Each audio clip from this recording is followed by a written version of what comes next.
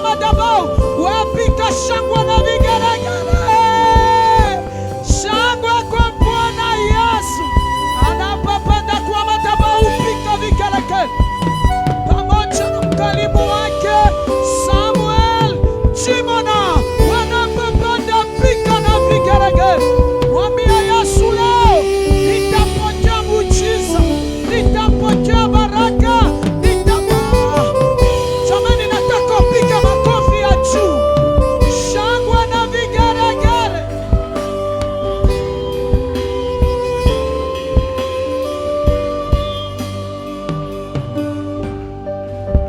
Haleluya. Amen. Bwana Yesu asifiwe. Amen. Pigia Yesu makofi ya furaha. Acclame pour le Seigneur avec joie. Unaweza kufanya zaidi ya hapo. Tu peux faire plus que ça.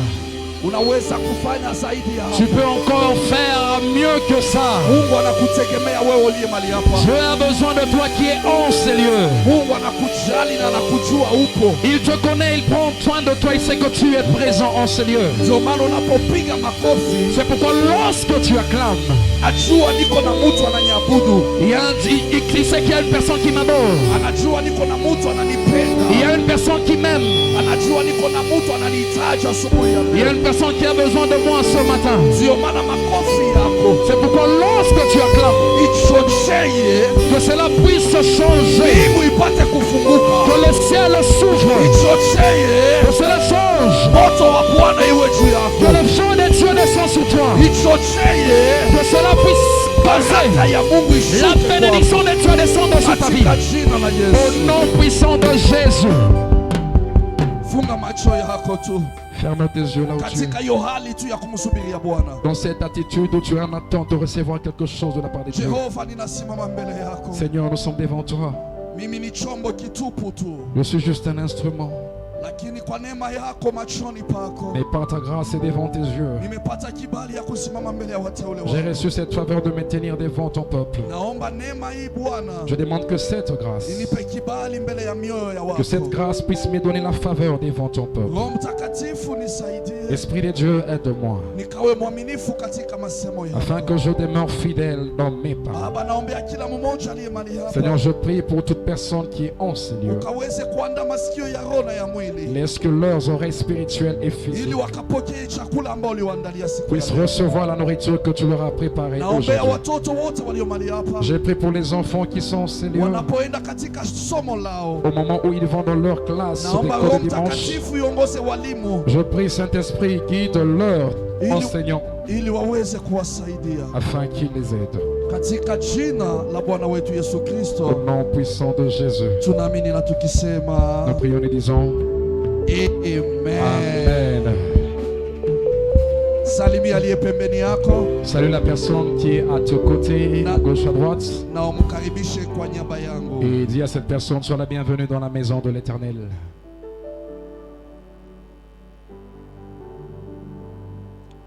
Asubuhi ya leo Ce matin, tungependelea kuwa na somo letu mahali hapa, nous voulons avoir notre enseignement en ces lieux. kama vile mama yetu ametuambia. Comme notre maman nous l'a dit, Tunaendelea katika hiyo hali yetu ya maombi ya 21 days, nous continuons dans notre prière de 21 jours. na hii ni wiki mpya ambayo imeanza. Et cela, c'est une autre semaine qui vient de commencer. Nakaribisha wote ambayo hawakuweza kwa nasi, Et j'invite tous ceux qui n'étaient pas avec nous, karibuni sana katika nyumba ya Bwana. soyez les bienvenus dans la maison de Dieu.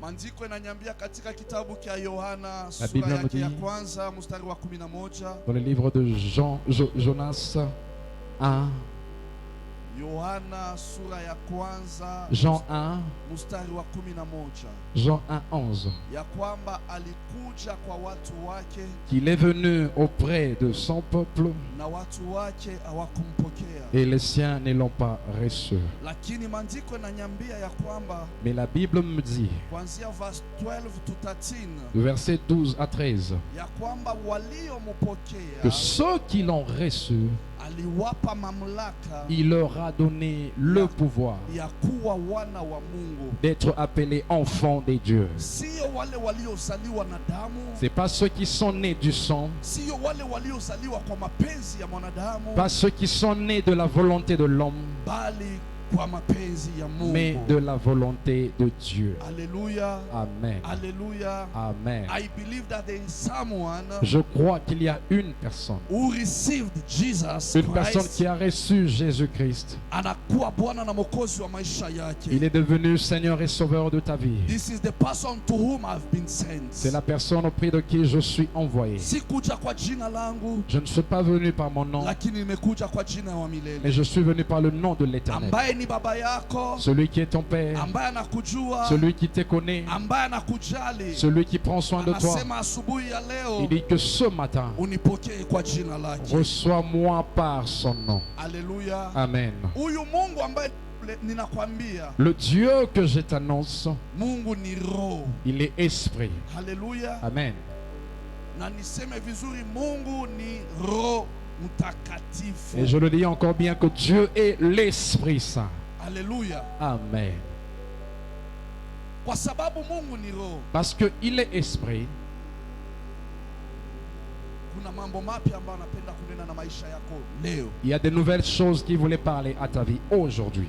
Kwa sababu tulisema ya kwamba katika 21 days Parce que nous avons dit dans ces 21 jours, we are teaching nous sommes en train d'enseigner so that we know how to pray. afin que nous puissions connaître comment prier. We are taking our opportunity On prend cette opportunité to learn the word of God pour apprendre la parole de Dieu so that we will be able to stand. afin que nous puissions être capables à se tenir. Hallelujah. Amen. There are so many things tumesomeshwa kuanzia wiki ya kwanza. Il y a beaucoup de choses que nous avons appris depuis la première semaine Na hatutaenda kando sana et on n'ira pas à côté de ça kwa sababu tulisema tuko na theme yetu ya mwaka parce que nous avions dit que nous avons notre thème de l'année. ambayo tunaijua, Tous nous connaissons ce thème na hiyo theme na ambayo tutaenda nayo. et c'est ce thème dont nous continuons avec. Tulisema hiyo theme inashikiliwa na pillars ine. Nous avons dit que ce thème a 4 piliers. Na pila ya kwanza tulisema ni ukweli ama the truth. Et le premier pilier, nous on a dit que c'était la vérité. Pila ya pili tulisema love. Deuxième pilier, c'est l'amour. Pila ya tatu tulisema unity. Et troisième pilier, l'unité. Na pila ya ine ambayo inaitwa holiness. Et le quatrième et le dernier, c'est la sainteté. Alléluia. Amen. Alléluia. Amen. Hebu nipungie kwanza. Est-ce que tu peux balancer ta main? Nilikwambia ukule Saturday na Sunday utakula ndio upate nguvu. Je Sasa t'avais dit de manger le samedi et le dimanche afin que tu aies de la force. haukukula Tu, jana. tu n'as pas mangé hier? Naona mnanipea uso wengine ya Je vois KDF, ya KDF. des visages là comme des soldats. Unifungulie kwa tu moyo Ouvre juste ton cœur ili niweze kufikia na neno lako. afin que je puisse t'atteindre par sa parole. Haleluya. Amen. Tunasema Mungu ni Roho Mtakatifu. On a dit que Dieu est Esprit Saint. Si ndio? C'est ça. Tunakubaliana hapo. Nous sommes d'accord sur ça. Mungu akiwa Roho Mtakatifu, Si il est Esprit Saint, tukiangalia theme ya mwaka si on regardait sur le thème de l'année, ambayo aliweza kutupea, le thème qu'il nous a donné, tunapoona picha iko mbele yetu, lorsqu'on voit l'image qui est devant nous, naamini natukumbusha theme hata kama tujaisoma. je crois que ça nous rappelle le thème même si on n'a pas encore lu. Sasa ukiona hiyo picha iko mbele yetu, Alors si tu vois l'image qui est devant toi, katika Galatians chapter 22 verse 20, Galatians chapter 5 verse 22 to 23, dans Galates 5, 22 à 23, Biblia inatuambia kuhusu tunda la Roho Mtakatifu. la Bible nous parle des fruits de l'Esprit Saint.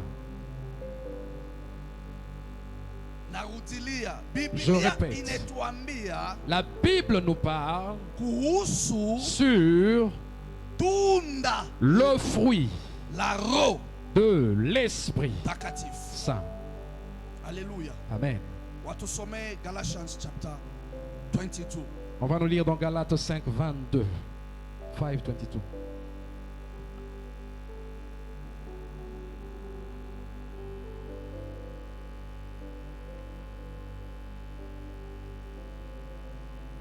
Lakini matokeo kuongozwa na Roho ni upendo, furaha, amani, uvumilivu, wema, fadhili, uaminifu, upole na kiasi. Amen. Amen. Dada unasema matokeo ya kuongozwa na Roho. Kwa version yake wanasema matokeo ya kuongozwa na Roho. Dans sa version, on parle du fait d'être dirigé, ou les résultats d'être... Qui a d'autres versions? NIV.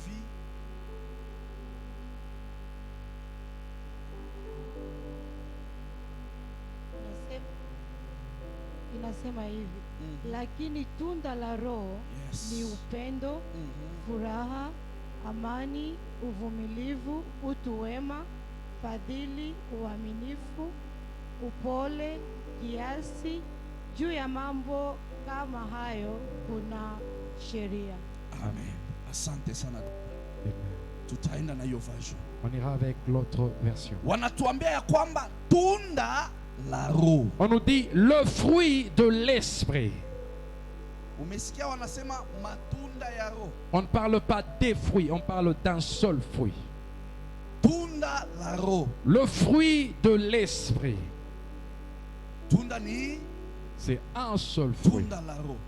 Le fruit de l'esprit. Yale yametajwa. Mais ce qu'on cite là, c'est 9.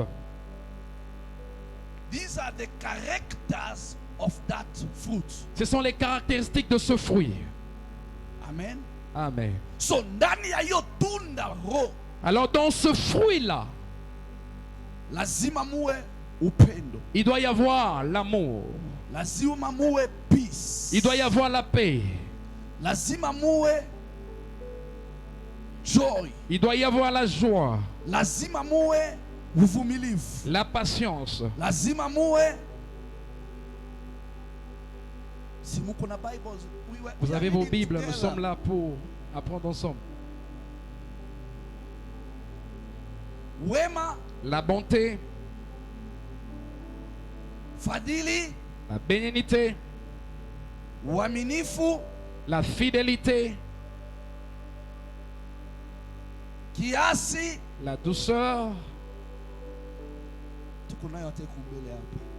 Ça se trouve même devant, tu peux lire.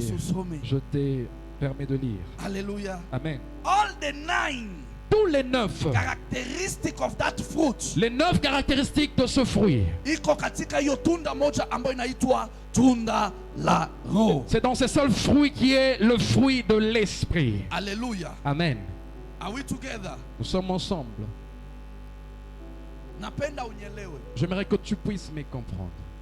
This is the last week tukienda nayo. C'est notre dernière semaine que nous commençons. Focusing on the last pillar, which is holiness. Et notre objectif est sur le dernier pilier qui est la sainteté. We have talked about unity. On a parlé de l'unité, love and truth. De l'amour et de la vérité. Tuko kwa holiness leo. Aujourd'hui nous commençons avec la sainteté. Inaanzia tu kiingilio. Je commence juste avec l'introduction. Tutaendelea nayo et wiki on va mzima. continuer toute la semaine. Alléluia. Amen. Sasa ukiona hiyo tunda vile tunasema. Maintenant si tu voyais ce fruit dont on parle, notre thème nous dit, walituambia tukianza kuanzia verse 1. On nous avait dit par le premier verset. Tunasoma tunajua yale walituambia tusiambatane nayo. Nous lisons et nous comprenons ce qu'on nous a dit de ne pas s'attacher avec. Na tukifika verse 3 ya Psalm chapter 1 verse 3. Et le verset 3 du psaume chapitre 1. Wanatuambia ya kwamba huyo mtu anaachana na yale yote alikatazwa nayo. La Bible dit lorsque cet homme va refuser ces choses dont on lui a interdit. Yeye ni kama muti ambayo imepandwa kando ya maji. Et cette personne sera comme l'arbre planté à côté des cours d'eau. Ambayo inazaa matunda. Cet arbre produira ses fruits kwa majira yake. En sa saison. Na majani yake. Et ses feuilles hayakauki kamwe. Ne fleurissent jamais. Na yale yote anafanya. Et tout ce qu'il fait anaendelea. Lui réussit. Alléluia. Amen. Na tulisema hiyo mti ni mfano yako, wewe ni mfano yangu mimi. Et on avait dit que cet arbre c'est toi et moi. Sasa tukiwa mfano ya hii mti. Alors si nous sommes exemples de cet arbre, lazima tuweze kuzaa. Donc nous devons produire des fruits. tuweze kuzaa yale Nous matunda devons produire des fruits. ambayo yatamupendeza Mwenyezi Mungu, Des fruits qui vont plaire à Dieu. kwa sababu mpango wake ni kutuona sisi tuzae. Parce que le plan de Dieu, c'est de nous voir être productifs. Ndiyo maana Mathayo 12:33 inatuambia, C'est pourquoi Matthieu 12:35 nous dit. Mathayo 12:33 Matthieu 12:33 inatuambia ya kwamba nous dit ceci. ama museme hii muti ni mzuri Que si vous disiez que cet arbre est bon, non, na matunda yake ni mazuri, et que ses fruits sont aussi bons, ama museme hii muti ni mbaya ou que vous dites que l'arbre est mauvais na matunda yake ni et mbaya, que son fruit est mauvais, anamaliza akisema il finit par dire muti yote tout arbre, inajulikana kupitia matunda on la yake. connaît par ce fruit. Haleluya. Amen. Sasa wewe na mimi ni muti ambayo iko hapa, Maintenant, toi et moi, nous sommes l'exemple de l'arbre qui est devant nous. tunahitaji kuzaa matunda. Nous devons produire des fruits. Muti inaanza kumea, Lorsque l'arbre commence à croître, lazima ikue. cet arbre doit croître. Kukua Croître, kwa wale wanaongea kizungu wanasema ni growth. pour ceux qui parlent anglais, on dit growth. Croissance.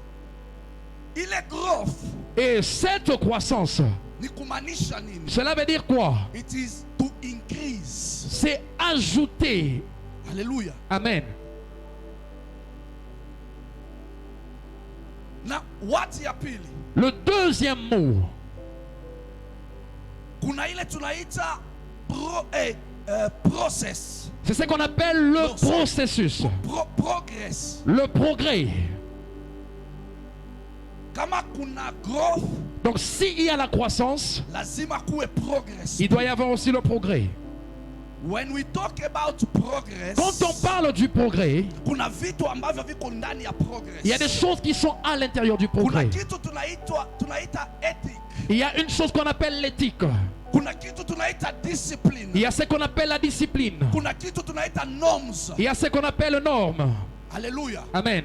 Hivi vitu ndo vinafanya ile tunaita ethic. Et ce sont ces choses-là qui composent ce qu'on appelle l'éthique. So for you to grow, Alors pour que tu puisses croître, because you increase, parce que tu es là en train de s'ajouter ou de progresser, if you need to progress, si tu veux progresser, you need to have a growth plus ethic. tu dois avoir la croissance plus l'éthique. Amen. Amen. Si we ni muti, Tu es l'arbre. muti haitabaki hapo chini. L'arbre ne restera pas toujours petit. Lazima ikue. Cet arbre doit croître. Na ikisha kuwa, Et lorsqu'elle sera grande, inataka izae matunda. elle doit vouloir produire des fruits. So hiyo matunda itaonesha nini? Kufanyikiwa ama success. Maintenant, ces fruits montrent maintenant la réussite. Haleluya. Amen.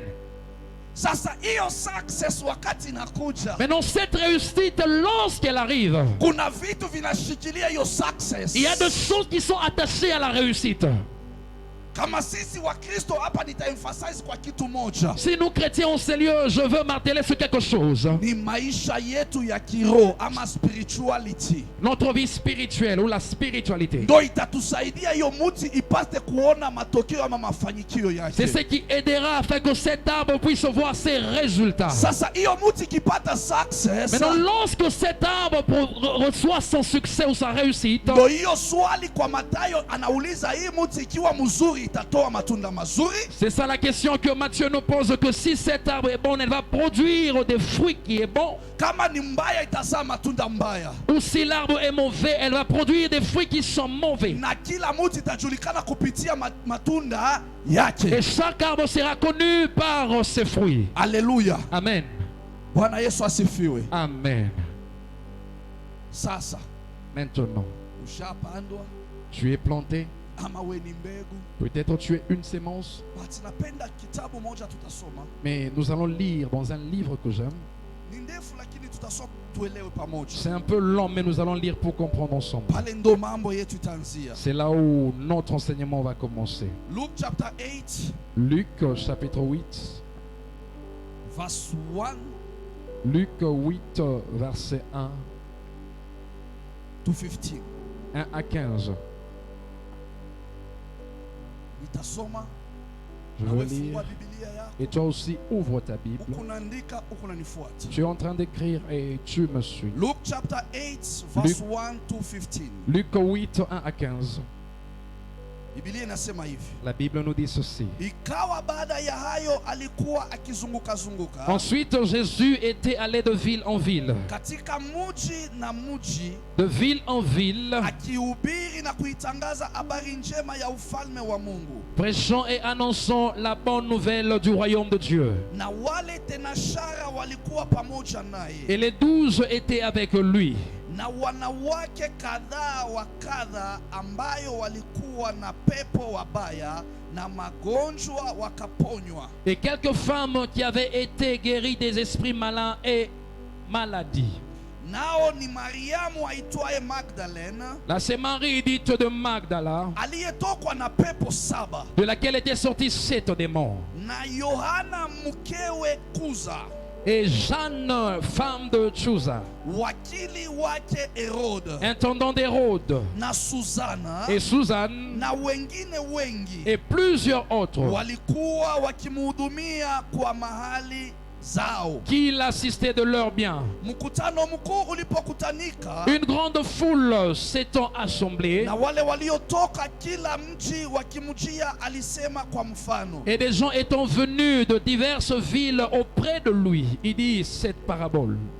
Mpanzi alitoka kwenda kupanda mbegu zake, Un semeur est sorti pour semer sa sémence, naye alipokuwa akizipanda, et comme il semait, nyingine zilianguka karibu na njia, une partie de la sémence tomba le long du chemin. zikakanyangwa, ndege wa angani wakazila. Elle fut foulée aux pieds et les oiseaux du ciel la mangèrent. Nyingine zikaanguka penye mwamba, Une autre partie tomba sur le roc. zilipoanza kumea zikakauka kwa kukosa rutuba. Quand elle fut levée, elle sécha parce qu'elle n'avait point d'humidité. Nyingine zikaanguka kati ya miiba, Une autre partie tomba au milieu des épines. na miiba ikamea pamoja nazo ikazisonga. Les épines crurent avec elle et l'étouffèrent. Nyingine zikaanguka penye udongo mzuri, Une autre partie tomba dans la bonne terre. zikamea zikazaa 1 kwa 100.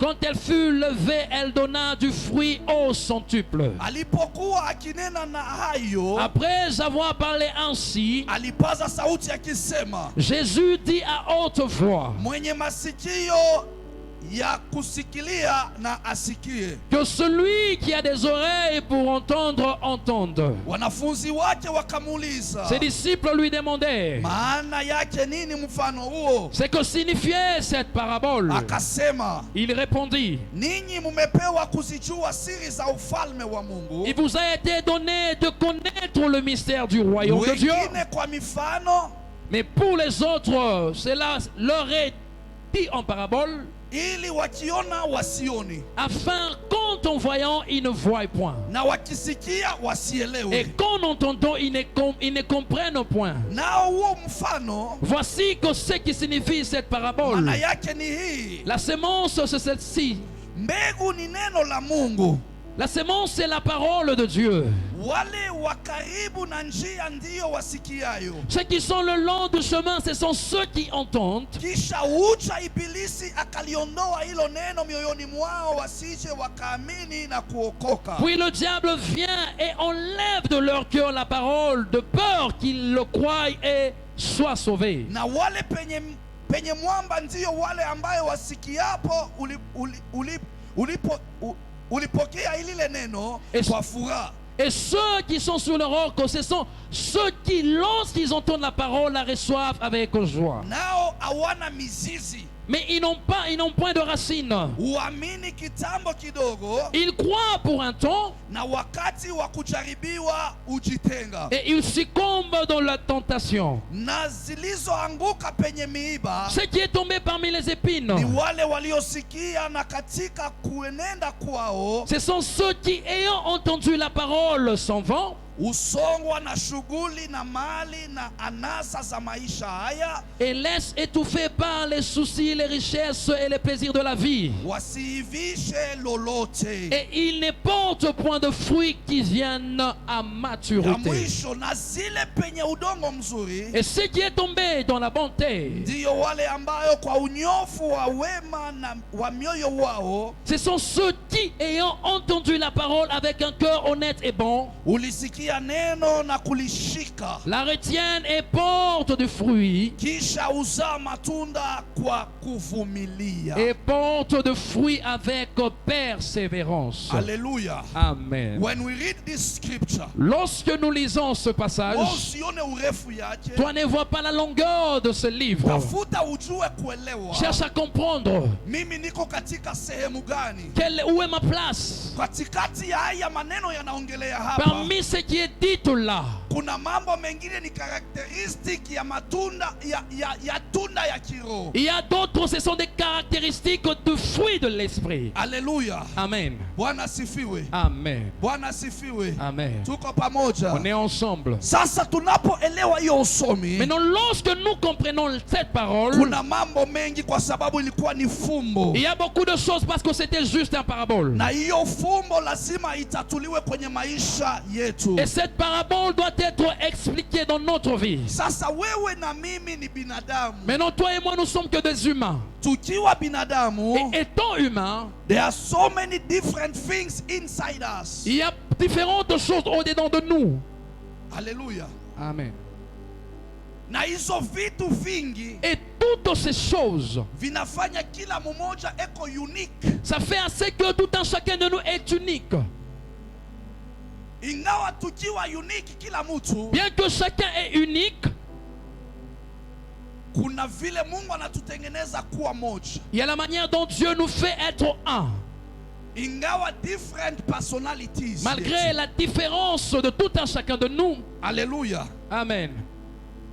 Ukiona vyenye uko, Si tu vois tel que tu es, kwa wale walikuwa makini, Dr. Roli aligusia katikati ya wiki pia, ceux qui étaient attentifs au courant de la semaine, Dr. Rolly avait aussi ya touché kwamba sur ça, mwanadamu que l'homme, ana vipande tatu. il est tripartite.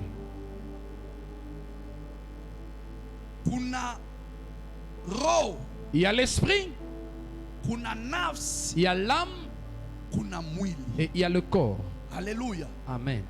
Lakini Mungu ingawa vipande tatu, Mais Dieu, parmi ces trois parties, aliifanya kuwa kitu moja. il a fait cela être une chose. Sasa nini tunataka kuongea leo? Maintenant, qu'est-ce que nous voulons parler aujourd'hui? Kwa sababu inahusisha hiyo vipande tatu. Parce que cela fait partie de ces trois parties, Na ces trois choses. tunasema pila yetu ya ine ni holiness. Et nous avons dit que notre quatrième pilier, c'était la sainteté. Tutakapozingatia holiness, Lorsqu'on va s'attacher à cette sainteté, hiyo holiness inashirikiana na hivi vipande tatu vya mwanadamu. et cette sainteté est attachée aux trois parties du corps de l'homme. Nitaomba ufungue Biblia yako katika kitabu cha Watesalonika wa kwanza. Tu vas ouvrir ta Bible dans 1 Thessaloniciens.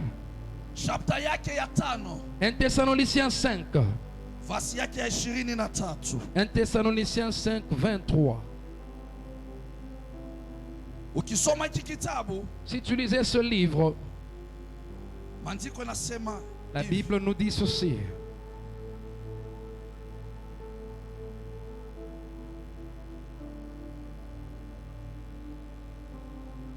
Na Mungu wa amani Que le Dieu de paix watakase vous sanctifie wote, lui-même tout entier, roho yenu, et que tout votre être, atakase roho zenu, qu'il sanctifie vos esprits, atakase nafsi yenu, qu'il sanctifie votre âme, atakase pia mwili yote, qu'il sanctifie également votre corps, ili tusiwe na hukumu yoyote katika wakati wa kuja kwa Bwana. afin que nous soyons conservés irrépréhensibles lors de l'avènement du Christ. Haleluya. Amen. Anasema atakase nini? Il dit qu'il sanctifie quoi?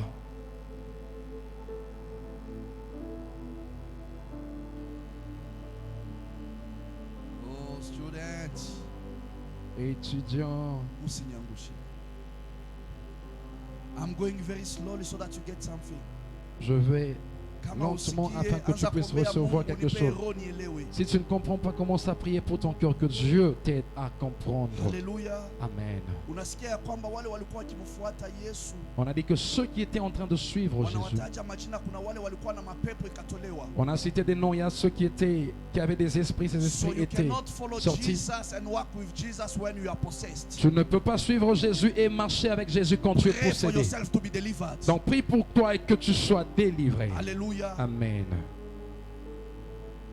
Anasema awatakase. Il dit qu'il les sanctifie. Nani awatakase? Mungu wa amani. Qui les sanctifiera, c'est le Dieu de paix. Mwenyewe awatakase kabisa. Que lui-même les sanctifie tout entier. Nanyi nafsi zenu Et que votre âme na roho zenu et votre esprit na mili yenu et les corps muhifadhiwe muwe kamili soient conservés irrépréhensibles. bila lawama yoyote Irrépréhensibles wakati wa kuja kwa Bwana wetu. lors de l'avènement de notre Seigneur So ni Jésus-Christ. Paulo anaambia Watesalonika. Là, c'est Paul qui parle aux Thessaloniciens. Ni watu walikuwa wanaenda kanisani wakisikia neno la Bwana. Ce sont des gens qui allaient à l'église et ils entendaient la parole. Like you and I today. Comme toi et moi aujourd'hui. Wakisikia neno anaomba ya kwamba mtakasiwe na Bwana. Ils entendaient la parole. Je prie également que tu sois sanctifié par Ili Dieu. maisha yenu yawe kamili. Afin que vos vies soient irrépréhensibles. Kwa nini aliwatajia nafsi, roho na mwili? Pourquoi il avait cité l'âme, l'esprit et le corps? Kwa sababu anajua ujanja wa shetani kuchafua nafsi, roho na mwili. Parce qu'il connaissait le secret ou comment le diable était malin. Il connaissait ce qui s'est passé dans le corps, Na l'âme et l'esprit. ukiwa umechafuliwa, Et quand tu es souillé, hauko katika hali ya utakatifu. tu n'es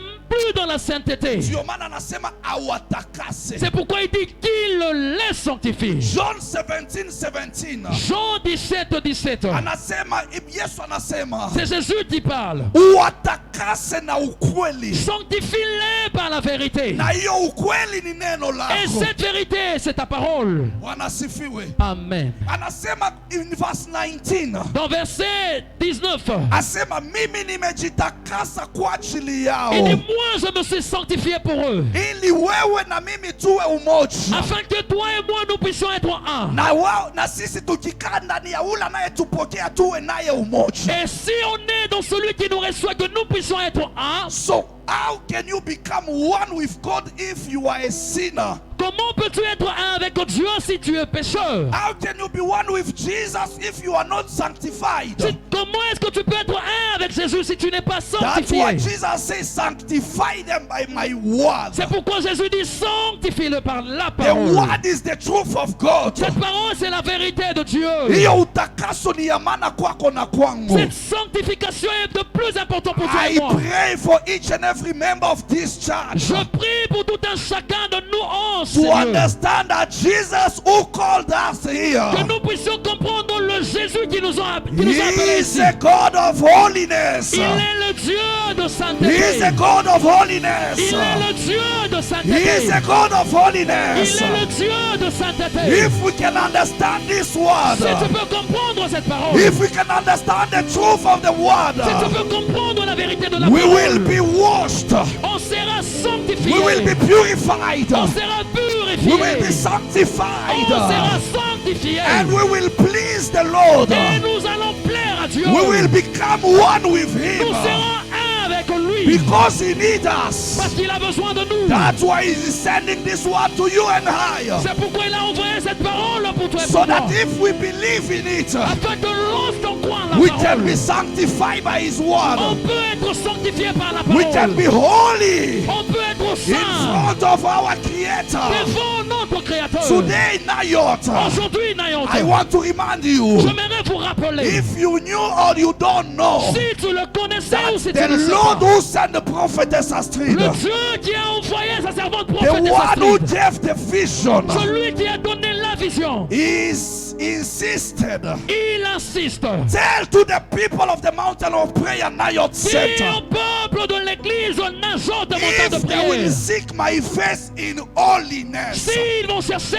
ma face dans la they will see sainteté, me. ils vont me voir. They will see me. Ils vont me So voir. kama haukujua Alors si tu ne le connaissais ama pas, ulikuwa una ignore, ou si tu there ignorais, are things that you still struggling with il y a des choses que tu es encore en train de combattre because you are avec. not careful. Parce que tu n'es pas tellement prudente. But let me tell you, Mais laisse-moi te dire, if you apply this note, si tu appliquais cette parole, si tu apply the word of God si tu appliquais la parole de Dieu and walk in holiness, et marchais dans la sainteté, you will see things moving forward. tu vas voir des choses avancer. Maisha ambayo Mungu La anakuitia, vie dans laquelle Dieu t'appelle, Mungu atamani kukuona katika machafuko, Dieu ne veut pas te voir dans les souillures. atamani kukuona katika Il uchafu. ne veut pas te voir dans la salité. So if you are a young man of this Alors church, dis, si tu es jeune garçon de cette if you are a église, young lady of this church, jeune homme, jeune fille de cette église, if you are a father or a mother of this church, tu es un père ou une mère de cette put in église, your mind that you need to walk in holiness. mets dans ta pensée que tu dois You marcher dans la need to walk sainteté. in Tu holiness. dois marcher dans la sainteté. Maisha ya La utakatifu vie de sainteté itakusaidia uone makubwa, va t'aider à voir des grandes choses. itakusaidia uone Mungu kwa maisha Va yako, t'aider à voir Dieu dans ta vie. itakusaidia uweze kuinuka Va zaidi, t'aider à être l'effet davantage. itakusaidia uendelee kuona Va matendo ya t'aider Mungu. à continuer à voir les bontés But de Dieu. if you live in sin, Mais si tu vivais dans le péché, if you live in sin, si tu vis dans le péché, you will struggle. tu vas You will souffrir. struggle. Tu vas You will souffrir. struggle. Tu vas souffrir. Even if you come to Mama, Même si tu venais auprès de maman, if you come to Dr. même si Rolly, tu venais auprès de Dr. but Rolly, if you are a si sinner, tu es pécheur, atajiweka mikono, même si s'imposait les mains sur toi, atajiweka mikono. même si on t'imposait les mains, Mungu aliye mbinguni Dieu qui est au ciel, anajua ya kwamba il le sait très bien. alikuambia we mwana Il t'a Nayot, dit, toi enfant de tembea Nayoth, katika utakatifu. marcher dans la sainteté. Kama utembei katika Si tu utakatifu, ne marches pas dans la sainteté, hata wakikuwekea mguu wa même si on kuombea, mettait le pied sur hakuna toi, kitu utaona, rien, tu ne verras rien. hakuna kitu Tu ne utaona, verras rien. hakuna kitu utaona. Tu ne verras rien. Utaendelea kulia, Tu continueras à pleurer. utaendelea kusaga Tu meno, continueras à graisser dedans. utaendelea kuwauliza Tu maswali, continueras à leur poser des mbona questions. mambo yangu yafanyiki, Pourquoi les choses ne réussissent mbona pas pour moi? sipate jibu. Pourquoi je n'ai pas de réponse? Mama, tumeomba sana na J'ai wewe, beaucoup prié avec toi. lakini sione Mais kubadilika. je ne vois rien. The problem is not about Le her. problème, ce n'est pas elle. The problem is not about the Le servant problème, of ce God. n'est pas le serviteur de The Dieu. problem is about Le you. problème, c'est toi. It's about C'est yourself. toi-même. It's about C'est yourself. toi-même.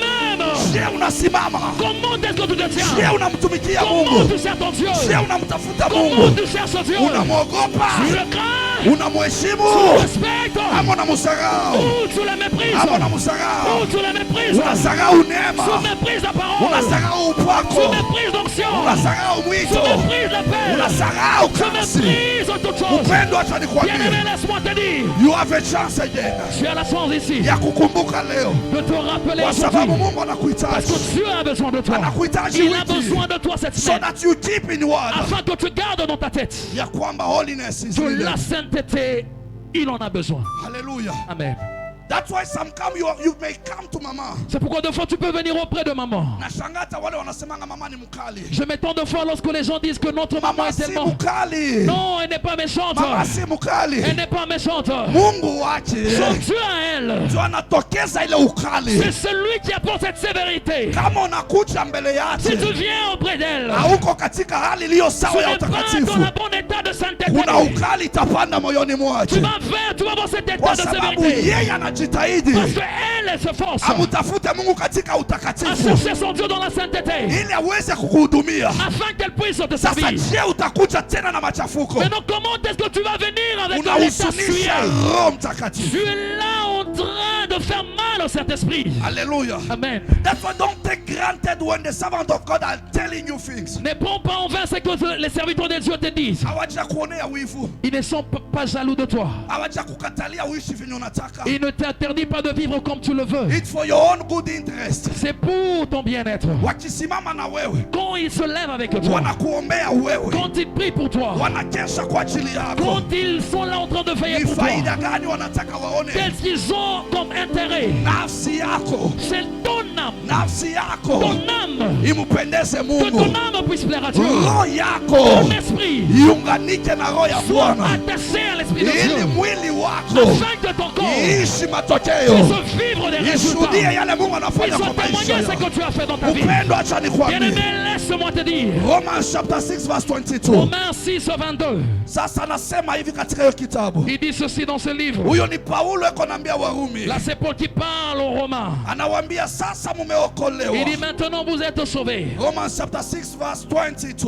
Romains 6 au 22. Asema sasa mkisha kuwekwa huru Il dit même maintenant étant affranchis. na kuwa mbali na dhambi Étant affranchis du péché. na kufanyiwa watumwa wa Mungu, Est devenu esclave de Dieu. munayo faida ndiyo kutakaswa, Vous avez pour fruit la sainteté. na mwisho yake ni uzima wa milele. Et pour fin la vie éternelle. Asema mukitakasiwa Il dit lorsque vous êtes sanctifiés. munakubali kuwa watumwa wa Lorsque Mungu. vous acceptez d'être esclave de Dieu. Kuwa mtumwa wa Mungu manache nini? Être esclave de Dieu, qu'est-ce que cela veut dire? Ni kukubali kufanya mapenzi yake C'est Mwenyezi accepter de Mungu, faire la volonté de Dieu. kukubali kunyenyekea kwa masharti yake. Accepter de se rabaisser aux conditions de Dieu. Asema ndo niposa Il dit mutatakasiwa, c'est alors que vous serez na sanctifiés. mukitakasiwa Et quand vous êtes sanctifiés, gift ambayo mutapokea le don que vous allez ni recevoir, uzima wa c'est milele. la vie éternelle. Uzima wa La milele vie ni éternelle, gift kutoka kwa c'est le don Bwana, venant de Dieu. lakini uzima kuzimu ya moto Mais la vie, mais le don de Théanam, de Genèse, ni punishment ya c'est la Mungu. punition de Dieu. Sasa utachagua uende wapi? Maintenant, tu vas choisir où aller. Haleluya, Amen. haleluya, Amen. Bwana asifiwe. Amen. Are we together? On est ensemble. Kuna mtu anashika kitu, Il y a une personne qui a reçu quelque chose. tunasema mtu ana vipindi ngapi? On a dit que l'homme est tripartite. Roho, L'esprit, nafsi l'âme na mwili. et le corps. Roho iko ndani, L'esprit est à l'intérieur, very deeper. en profondeur. Haleluya. Amen. Na uko ndani kwenye iko Et là où se trouve l'esprit, ndo kuna zamiri yako. c'est là où il y a ta conscience. Haleluya. Amen. Ndo kuna zamiri C'est yako. là où il y a ta conscience. Hiyo ndo inakufanya umtafute Mungu, C'est cela qui te pousse à chercher Dieu. uingie in contact na yeye. Que tu entres en contact avec Hiyo ni Dieu. hanga ya kiungu Là, c'est l'esprit de Dieu. ambako haiko na kiumbe kingine. Il n'y a pas d'autre créature là. Only a human being. Seuls les humains. Haleluya. Amen. Only a human being. Seuls les humains. Ndo huko kuna kazi zamiri. C'est là où il y a ta conscience. Nafsi L'âme. inakufanya uisi. L'âme fait ce que tu puisses sentir.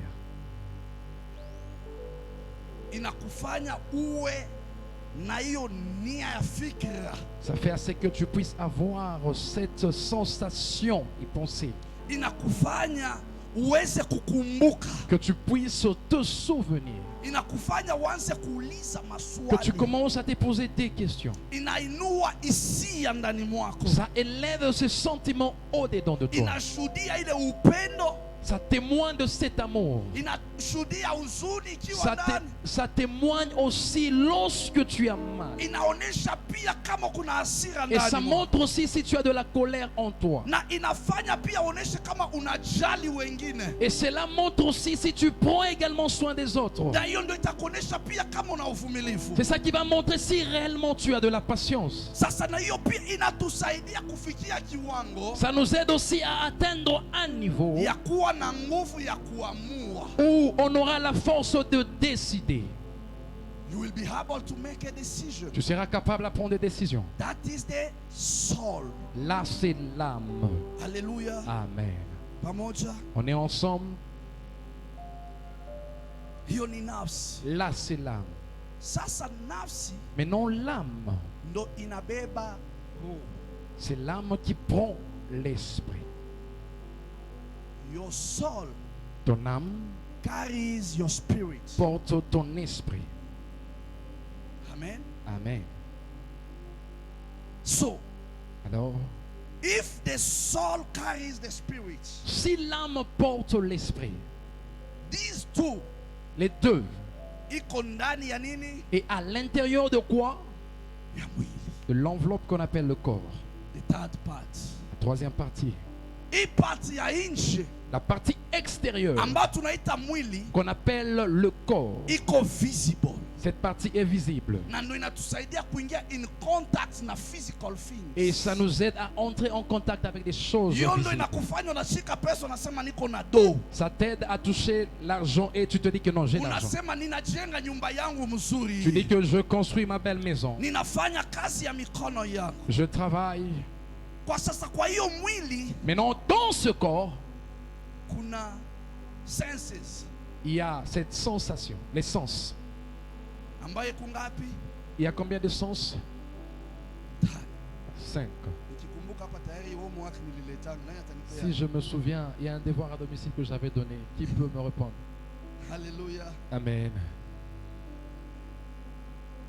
Sasa tukiona hivi vipande tatu Maintenant, si on voit les trois parties, vile vinafanya kazi, comment ça travaille? sasa ili Mungu aweze kukupossess uwe mali yake, Maintenant, pour que Dieu puisse te posséder, que tu sois son bien propre, lazima akutawale na akutakase, il doit te dominer et te sanctifier. na akikutakasa na kufanya kiumbe kipya, Et s'il te sanctifie, il fait de toi une nouvelle créature. anakuzaa upya. Il te fait, tu deviens né de nouveau. John chapter 3 verse 5 to 6. Jean 3, 5 à 6. Ukisoma hiyo verse 6 unasikia ya kwamba Si tu lisais le verset 6, tu vas entendre. aliyezaliwa na roho ni roho, Celui qui est né de l'esprit est esprit. aliyezaliwa na mwili ni mwili. Ce qui est né de la chair est chair. Sasa tukisema nafsi inabeba roho Maintenant, yetu si on disait que l'âme porte notre esprit, na tunamhitaji Mungu akae ndani mwetu, mais on a besoin que Dieu puisse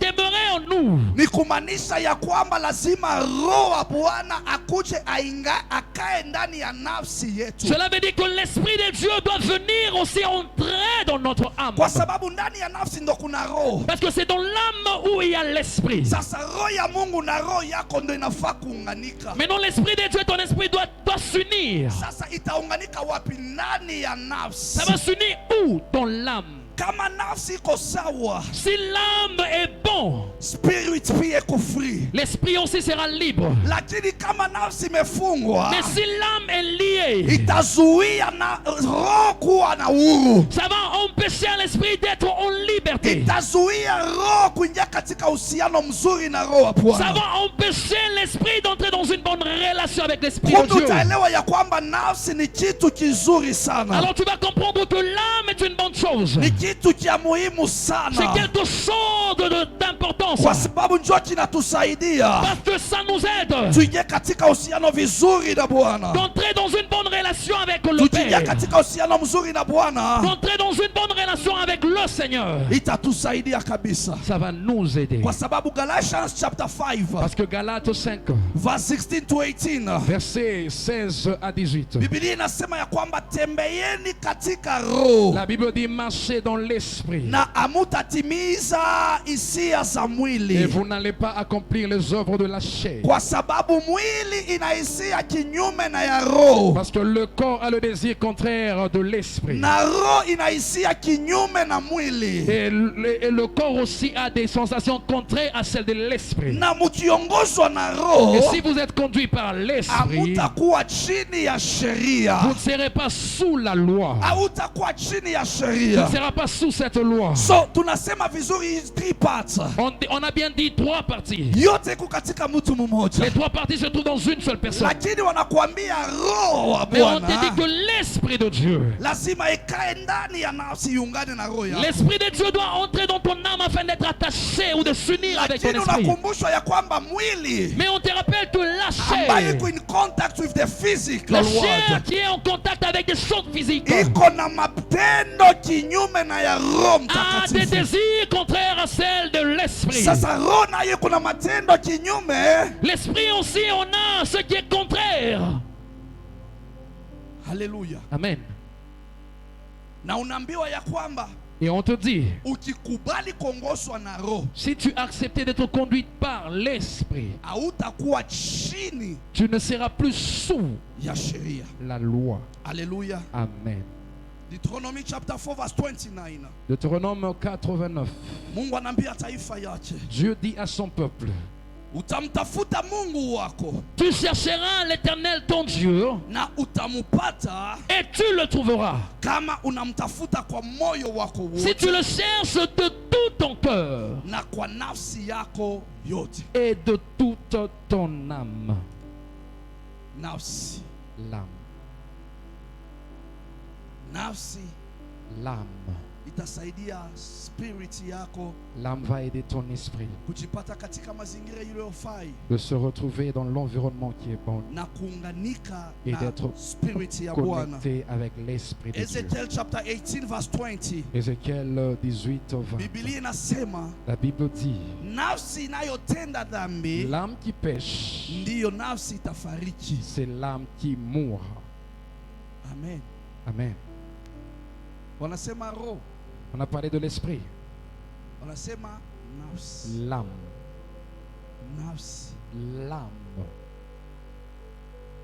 ndo chumba ya roho. c'est la maison ou la chambre de So l'esprit. hii nafsi ikitenda dhambi, Donc lorsque l'âme pêche, hiyo nafsi ndo itakufa. c'est cette âme qui va mourir.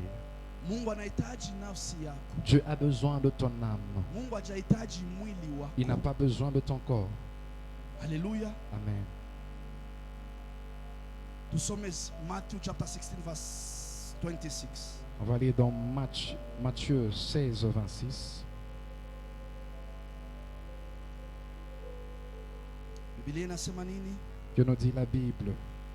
Kwani Et que atafaidiwa na nini mtu akiupata ulimwengu wote servirait-il à un homme de gagner tout le monde na kupata hasara ya nafsi et yake? s'il perdait son âme? Hao mtu atatoa nini badala ya nafsi Ou que yake? donnerait un homme en échange de son âme? Ni faida gani ukipoteza nafsi yako? Qu'est-ce que tu auras comme bénéfice si tu perdais ton âme? Ukitenda dhambi, Si nafsi tu inakufa. péchais, l'âme mourra.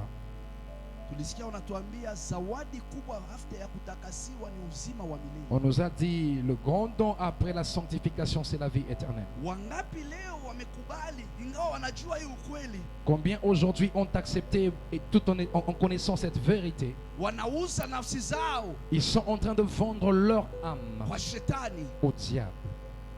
Watu wanaenda kwa Freemason, Les gens vont consulter des firmaçons, watu wanaingizwa kwa uchawi, ils sont introduits dans la sorcellerie, watu wanapelekwa kwa waganga, on les amène auprès des marabouts, wanachafua nafsi. ils sont là en train de suer l'âme.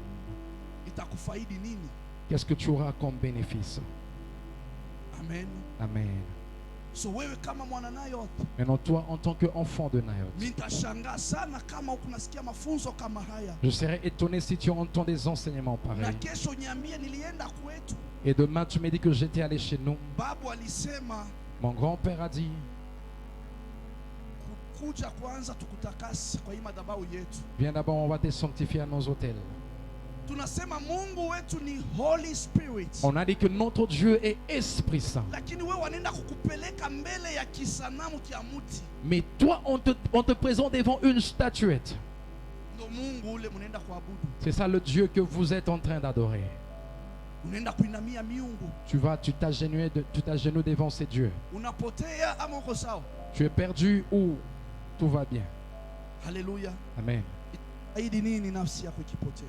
Qu'est-ce que tu auras en avantage si ton âme se perdait? John 6 verse 63 Jean 6, 63.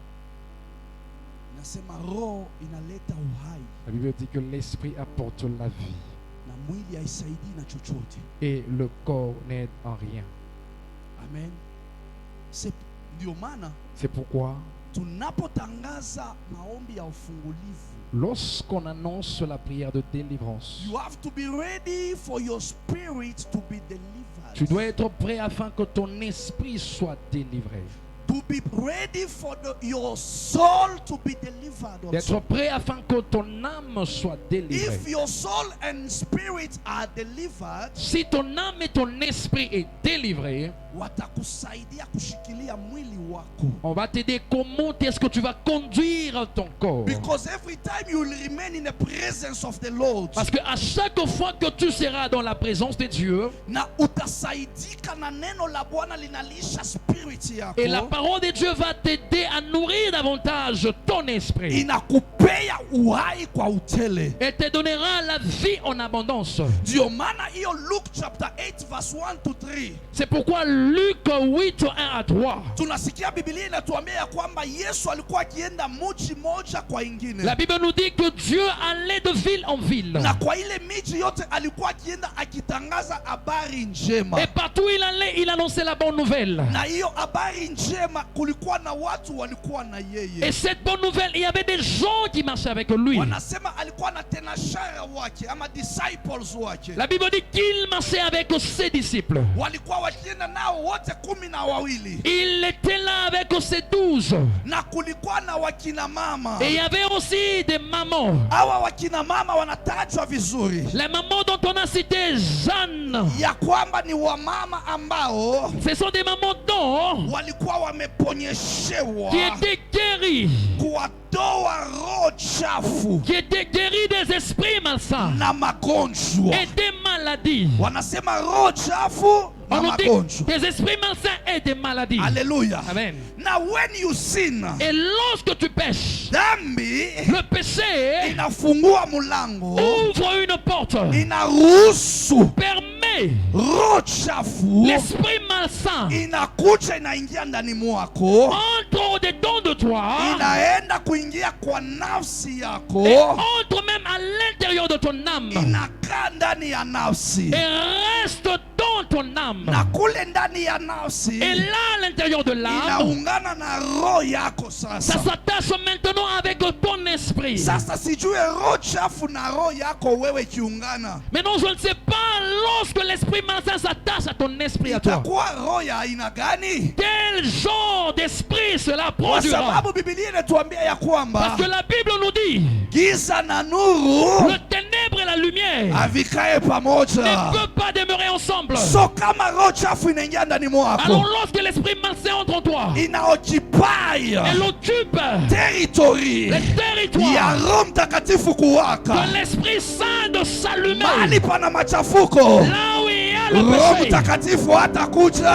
l'Esprit de Dieu ne Roho viendra pas. Mtakatifu atenda mbali na L'Esprit wewe, de Dieu ira loin de toi. atakuacha pete Il yako, va te laisser seul. utasumbuka, Tu seras dans la souffrance. utateseka na majini, Tu souffriras avec ces esprits. utateseka na wanaume wa Tu kuusingizi, vas souffrir avec les maris de nuit. utateseka na wanawake wa Tu vas kuusingizi, souffrir avec les femmes de nuit. utafuatiwa na maroho chafu, Les esprits malsains vont te poursuivre. utakuwa mtenda Tu dhambi. seras un pécheur. Matunda ambayo itatoka Les fruits qui seront produits, itakuwa matunda mbaya, ce seront des mauvais fruits. itakuwa matunda ya dhambi. Des fruits de péché. Kutakuwa na Il y usherati, aura l'impudicité. kunakuwa Il y wizi, aura le vol. kunakuwa uchawi na Il uroji, y aura la sorcellerie. kunakuwa na magic, Il y aura la magie. kunakuwa na uongo Il mingi. y aura le mensonge. Imani ndani ya Yesu La haitakuwa, foi en Jésus ne sera plus là. mizizi yote itakuwa imekatika, Les racines seront coupées. ingawa huku kwa udongo Bien qu'il y inafaa. a la terre convenable, Utaojipai udongo tu vas occuper la terre, na utapoteza space ya kazi ya Mungu mais tu kufanyika. vas juste perdre l'espace de That's l'œuvre why de you Dieu. need to keep that C'est territory pourquoi tu dois garder ce territoire. for the Holy Spirit to watch Afin in que le you. Saint-Esprit travaille en toi. Roho wa Bwana akishuka ndani Quand mwako, l'Esprit de Dieu descend en toi, atatawala ndani. il dominera. Hakuna roho chafu itaingia, L'Esprit malsain ne peut pas entrer. hakuna roho chafu itaingia. L'Esprit malsain ne peut pas entrer. Naombea maisha ya mtu Je mmoja, prie pour la vie d'une personne. Mungu akutakase, Dieu te sanctifie. atakase spirit Il yako, sanctifie ton esprit. atakase nafsi Il yako, sanctifie ton âme. atakase mwili Il yako, sanctifie ton corps. ili uwe chombo Afin que takatifu, tu sois ili uwe l'instrument saint. chombo Que tu chake, sois ton uwe instrument. makao ya Roho Que tu sois Mtakatifu, le serf du iwe Saint-Esprit. makao ya Mungu Que tu Mwenyezi, sois le serf de uwe Dieu makao lui-même. ya Roho Que tu Mtakatifu, sois le serf de Dieu uwe Saint-Esprit. nyumba ya Yesu Que tu sois Kristo. à la maison de Jésus. Kila siku, Chaque jour. kila siku, Chaque jour. when you come near the word of God, Lorsque tu vas près de la parole de Dieu, hautatenda dhambi ovyo tu ne vas ovyo. pas pécher en désordre. Ukikimbilia katika nyumba ya Mungu Quand kila tu te siku, retrouves dans la maison de l'Éternel chaque jour, hautaanguka ovyo tu ovyo. ne tomberas pas en It is désordre. because you are staying far from C'est the house parce of que the tu es Lord. loin de la maison de Dieu. That's why you find yourself in sin. C'est pourquoi tu te retrouves dans le péché. Hallelujah. Amen. Unaweza kuna time mingi unabaki nyumbani. Tu peux avoir beaucoup de temps où tu restes à la maison. Hapo ndo shetani anakuwinda winda. Le diable est là en train de te surveiller. Anatafuta kuingize kwa makosa ya aina Il yoyote. cherche comment te mettre dans des erreurs. Na unajipata mieleka tu. Et tu te retrouves, tu tombes chaque fois. Unajipata ukichafua Tu nafsi te yako. retrouves, tu es là en train de suer ton âme chaque Unajipata fois. unachafua mwili Tu wako. es là en train de suer ton âme. Because Parce tunasema nous mwili disons que le corps, iko na hisia kinyume na ya spirit. le corps a les sentiments contraires à ceux de So l'esprit. mwili wako jiwa dhaifu, Donc si ton corps est faible, itaingisha nafsi pia kwa shida. ça va faire entrer l'âme dans des erreurs. Haitaruhusu Roho Mtakatifu ingie. Ça ne permettra pas au Saint-Esprit d'entrer. Haleluya, Amen. haleluya. Amen. Ndio maana naombea vijana wote na wasichana wa hapa, C'est pourquoi j'ai prié pour les jeunes filles et les jeunes Mungu gens. awalinde, Que Dieu vous protège. alinde nafsi Il zenu, protège vos âmes. alinde mwili Il zenu, protège vos corps. alinde roho Il zenu. protège vos esprits. Muwe watakatifu wa Soyez Bwana, saints. muwe tofauti na vijana Soyez wengine, différents des autres jeunes. muwe wa tofauti na vijana Soyez wengine, différents des autres katika jeunes. jina la Au Yesu. nom puissant de Jésus. Ukweli ya La Bwana, vérité de Dieu. ukweli ya neno La lake vérité de sa parole. iwatakase, Elle vous sanctifie. iwatakase. Qu'elle vous sanctifie. Haleluya. Amen. Ndio maana nimesema mimi C'est pourquoi je dis que moi, nampenda Mungu kwa neema alinijalia. j'aime Dieu pour la grâce qu'il m'a fait. Sikukuwa kama kijana mwingine, Je n'étais pas comme les autres jeunes. nilipata neema yangu ya kipekee. J'avais reçu ma grâce qui était I was exceptionnelle. among J'étais parmi young men. les jeunes. Tulikuwa pamoja, On était ensemble. tulikuwa tukiishi kwa nyumba yetu, On vivait dans notre maison. sisi wenyewe watano, On était là 5 ans. tukienda university. Lorsqu'on allait à l'université, Kwanza tukiwa secondary school, d'abord quand on était à l'école secondaire, tukilelewa na shosho, on était là, notre grand-mère nous élevait. alikuwa mkali sana. Elle était tellement méchante. So tukitoka shule, Et quand on quittait l'école, anajua kutoka shule na kufika nyumbani it's almost 7 minutes ukitembea. elle connaissait que quitter l'école jusqu'à la maison, c'est 7 minutes quand So tu marches. anajua mkitoka by 12:30, Et c'est que si vous quittez le cours à 12h30, ukichelewa sana by 12:40 lazima umefika donc nyumbani. si tu tardais quelque part à 12h40, tu dois être à la maison. Ukifikia tu 12:45, 12h45 si tu n'es pas là. 1 p.m. haujafika, 13h si tu n'es pas là. tayarisha explanation.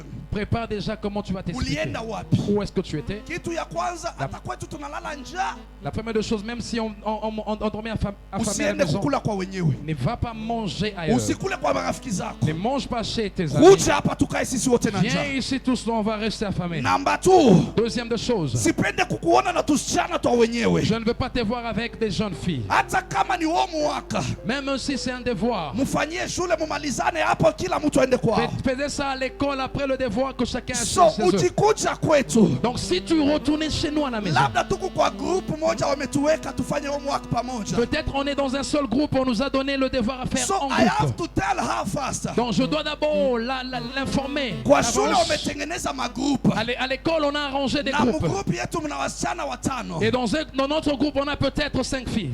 Unawajua? Tu connais les filles. Unajua wazazi wao? Tu connais leurs parents. Unajua kwao? Tu connais chez eux. Hapana, sijui. J'ai dit non, je ne connais pas. Sawa, ukuje nao mfanyie hapa. Maintenant, venez faire ici. So mkienda ukiwaita wanakuja kwetu. Donc quand tu les appelles, elles viennent chez nous à la maison. Tunasema kwetu kuna space kubwa, tutakaa vizuri, tutafanya mitihani. Donc chez nous, il y a l'espace, on va bien préparer Yeye le devoir. atakuwa kwa dirisha. Elle sera là à la fenêtre. Nyinyi mko pala mumuone. Vous êtes là, vous ne la voyez pas. Mimi mwenye kwetu najua shosho yuko pale juu. Moi, je connais déjà que la grand-mère est là-bas. Anaangalia kila hatua yote mnapiga hapa. Elle regarde tout ce que vous êtes en train de faire comme mouvement. Akiona tu mnaangaliana na mmoja mkichekeshana sana. Une fois que tu regardes l'autre, il y a des sourires là. anakuita George, Il t'appelle kuja George. kwanza haraka, kuja. Viens d'abord, viens vite. Ukienda hapo anakushika Et masikio lorsque tu entres là-bas, elle te tire les oreilles. na kuona ukichekechekisha mtoto wa Je wenyewe. te vois en train de sourire avec la fille d'autrui. Sipendi maneno kwangu. Je ne veux pas des choses chez moi. Ulikuja kusoma, Tu es venu étudier. sitake shida na baba yako. Je ne veux pas des problèmes avec ton père. Sasa Maintenant, unichungie imani. garde ma foi. Kama vile nitawafukuza. Si c'est comme ça, je vais les chasser maintenant. Hapana shosho, hakuna Il dit non, chochote. grand-mère, il n'y a rien. Kwa nini unamwangalia Et hivyo? pourquoi tu la regardes comme ça avec sourire? Oh, yeye ndio aliniangalia. C'est elle qui m'a regardé. Akikuangalia wewe angalia kwa makaratasi. Si elle te regarde, toi regarde ton cahier. Alléluia. Amen. Atafanya juu chini Elle fera de son mieux akuaibishe mbele ya huyo msichana qu'elle puisse faire ce que tu aies honte ili devant cette fille, amudiscourage huyo msichana asikukaribie. afin de décourager cette fille qu'elle ne s'approche pas de Ote toi. kabla uanze hiyo maomo waki yenu, Avant même de commencer votre devoir, osha kwanza hapa. lave d'abord ici. Hii Nettoie veranda ici. yote osha haraka nisione uchafu. Nettoie rapidement ici au véranda, c'est un peu sale. Wewe na ndoo ya maji tele. Toi là avec ton seau rempli d'eau, Hapana hiyo dekio Non. yenu ya muti. pas votre tension qui Hii a ya un emploi. mkono. L'autre là, Tena ni ile unaona hiyo nini towel. les sumes. Ile ilikuwa imeharibika sasa ndio mnatumia sasa. Les suies qui est un peu déchiquetées. Tu prends maintenant là, tu commences à nettoyer, tu nettoies. Huko hakujatakata vizuri. Ici là, c'est pas encore bien. Tengeneza. Arrange. Wakati ule unasahau ya kwamba Et quand tu le fais, tu oublies que ile short umeshavaa, la culotte que tu as déjà portée, uko nyuma umeshashikanisha. là derrière, on a déjà cousu. Sasa kama hujashikanisha kuku wazi, Donc si on n'a pas encore cousu, c'est un peu, il y a des trous. sasa yeye mwenyewe shosheko kule Donc elle est derrière. anakuangalia vizuri, Elle te regarde très bien. anaangalia labda ulikuwa au ulioga lakini au kuchange chupi yako. Elle regarde, peut-être tu te lavé, mais tu n'as pas changé de sous-vêtements. We Toi, unaona vile kumchafu, tu vois comment tu es sale. nguo yako ya ndani nimeona iko uchafu. Ton sous-vêtement est tellement sale. Kuja Viens ici, kuja, viens, viens. tuone. Regardons. Anakuangalia, Elle regarde. msichana yuko pale. La fille est là-bas. Sasa angalia mwenye unataka kupenda, Hein, regarde la personne que tu veux aimer. ni mchafu. Il est sale. Ushindwe, achana na yeye. Laisse mon Kama garçon. nakuona wako sawa, Si tu regardes que tu es correct, atamwita huyo msichana kuja, il va appeler la fille, viens. tuone kucha zako. On regarde tes ongles. Umepaka rangi Ok, tu as mis du vernis. vidole vyote. Ok, Unajua kuosha vyombo, tu connais laver les vaisselles. unajua kufua. Tu connais faire la lessive. Mimi ni shosho wenu, Maintenant, moi je suis votre grand-mère. hebu nioshe kwanza tule tu vyombo, tuko pale. Là, d'abord pour moi, c'est quelques assiettes qui sont là. Anaangalia, Elle regarde. angalia mwenye unafia kuoa Elle kesho, regarde la femme que tu veux épouser demain. ajue hata kuosha vyombo, Elle ne sait même pas comment nettoyer. ajue kutengeneza mboga. Elle ne sait pas comment arranger les légumes. Huyu shosho wenu Et votre grand-mère, iko straight hivi, elle est tellement sévère. hawaachii hata space. Elle ne vous laisse même pas la place. Hakuna, twendeni kwa bedroom. Et dans la chambre, Ale, shuka, shika hii. toi, prends ça. Kitanda wanatengenezanga hivi. Oh, le lit, on arrange comme ça. So that siku utaoa, Alors, le jour où tu vas kama épouser, mke wako ajui, si ta femme ne connaît pas, labda utamuokolea wewe mwenyewe ufanye. peut-être tu vas la sauver. Tu vas le faire.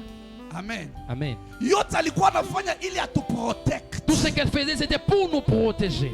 Na ikatusaidia wakati tulianza kuishi kila mtu kivyake kuenda university. Et ça nous avait aidé lorsqu'on vivait chacun de soi pour aller à l'université. Nikajipata na marafiki Je watano. m'étais retrouvé avec 5 amis. Wote walevi. Ils étaient tous ivrognes. Wakisema ukikana wezi na wewe ni mwizi. On dit souvent lorsque tu es dans ton entourage avec des voleurs, tu seras aussi voleur. Lakini Mungu alinisaidia Mais mimi. Dieu m'avait aidé. Ingawa walikuwa wanaenda usiku kwa club. Malgré que la nuit, ils allaient dans des boîtes de nuit. Mimi nabaki nikisoma. Je restais à la maison lire. Ama naenda kwa kesha. Ou j'allais peut-être quelque part dans une veille. Wakirudi kesho, Et demain, s'ils retournent, kuna mtu aliwaona. il y a une personne qui les a vus. Anapigia baba yangu Il simu. va appeler mon père. Mtoto yako na wenzake. Ton fils avec ses amis. Kila siku pesa yote wanaisha kwa club. Chaque jour, il dépense l'argent dans des boîtes de nuit. Unakemewa, On unatukanwa. t'insulte, on te gronde.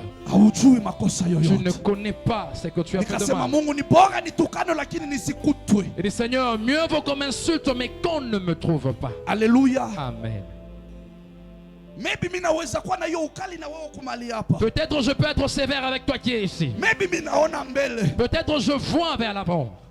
Kama siku moja Comme un jour, kuna mtu mmoja anakuja il y a une personne qui était venue. anakuja tu, Il était venu un peu rapidement. oh, papa na mama, Papa et maman, mimi naona ule brada ule tuone na yeye je vois ce frère-là. J'aimerais que nous puissions nous ananipenda prendre en mariage il-même. na mimi Et nampenda. je l'aime aussi. Anakupenda Il t'aime naona umpenda. et tu l'aimes aussi. Nikasema stop, J'ai dit, arrête-toi d'abord. weka cross kwa hiyo maneno. Mais d'abord la croix à ces choses. Kama utanisikia kama baba yako, Si tu vas m'entendre en tant que ton père, sema tu dadi amefanya nini? dis que Amekataa. papa a refusé. Ah, kwa nini papa? Pourquoi papa? Nikamwambia, when we receive people Je lui ai dit, lorsqu'on reçoit des gens, one on one, lorsqu'on reçoit pour la cure d'âme I peut-être, have the secret that I cannot j'ai des reveal secrets to you. que je ne peux pas te dire. And nakuona wewe na maisha ya ule haitaendana Et je sawa. vois ta vie et sa vie, cela Kesho ne peut pas marcher. itatuletea tu mashida kanisani. Et à la longue, ça va nous apporter Na des problèmes à katika mpango l'église. ya Mungu haiko hivyo, kwa sababu kuna yale Mungu ameshanena kuhusu huyu mtu. Et dans le plan de Dieu, c'est pas comme ça, c'est que Dieu a déjà dit pour cette Achiana personne. naye. Laisse cette personne. Wacha tuombe Mungu atakuletea mwingine. Nous allons prier, Dieu va t'amener une personne. You see, when a lady ameshaingiza kichwa, C'est lorsque une fille a déjà introduit sa tête. na ndio maana nashaurianga wadada wa mama, C'est pourquoi j'aime conseiller les sœurs, les mamans. usipende tu na roho yote kwanza, N'aime pas de tout cœur d'abord. penda na kichwa. Aime aussi avec la tête. Ukipenda na kichwa utafikiria Si tu vizuri, aimes avec la tête, tu vas bien lakini raisonner. ukipenda na moyo, Mais si tu aimes avec le cœur, as soon as mama akisema achana na huyu, quand maman peut te dire peut-être laisse mama la ndo anakuwa personne, adui number one. c'est maman qui sera l'ennemi Ashinitakie numéro 1. mazuri. Elle ne veut pas de bien pour moi. Asinitakie Elle ne mazuri veut pas de bien pour moi. kidogo kidogo tu. Après, Oh, waliamua venye walitaka, ils avaient décidé comme ils avaient voulu. wakafanya venye walitaka. Ils avaient fait ce qu'ils avaient voulu. Baadaye matokeo katokea Un jour, des résultats étaient là. kama nilisikiaka, Si j'avais entendu, kama nilisikiaka papa ulisemaka. si j'avais entendu, papa, tu avais dit. Mama aliinsist no, Maman avait insisté en lakini disant niliona non. tu ya kwamba mama kila mara akinipea mijumbe Mais j'avais yangu vu à chaque fois que maman me donne des messages. yangu inakuanga tu paka negative. Bon, pour moi, c'est toujours négatif. Kumambo yangu anakuanga tu paka sema sione sawa. Tous mes messages, c'est de dire Ah, je ne vois hapana, pas huyu clair. Mungu wake yeye ni paka kwangu ndo hakuna sami mwenyewe niliota niko sawa. Son Dieu, c'est seulement lorsqu'il s'agit de moi que les choses ne sont pas claires. Unaanza na kumuteta. Je commence même à Ah, parler en mama mi mal. asinitakiange tu mazuri. Maman ne veut jamais du bien pour moi. Wengine tu ndo anaongeleanga mazuri. Il n'y a que les autres It's qui not about prophétisent. her. Cela ne vient pas Ni d'elle. maisha yako kesho. C'est ta vie de demain. Ile ambayo itamsaidia. Ce qui va l'aider. Ile ye na mimi C'est tunataka que elle et moi nous voulons. nituwe na watu umesikia Yesu awa wamama wakimfuata. J'ai entendu que Jésus, lorsque ses mamans étaient en train de Biblia le inasema suivre, walikuwa wameponyeshewa kutoka kwa mapepo chafu. la Bible dit qu'elles étaient guéries des esprits malsains. Na hawa wamama walikuwa msaada katika huduma ya Et Yesu. ces mamans étaient devenues un support ou de l'aide dans le Na ministère de hawa Jésus. wamama walikuwa wa maklasi tofauti. Et ces mamans avaient différentes classes. Kama vile wanasema kulikuwa na mke wa wakili wa Herode. Comme on dit qu'il y avait la femme du genre d'Hérode Alikuwa anamfuata Yesu. qui était là en train de suivre So Jésus. kazi ya Mungu Mais dans l'œuvre de Dieu, si ya wamasikini tu.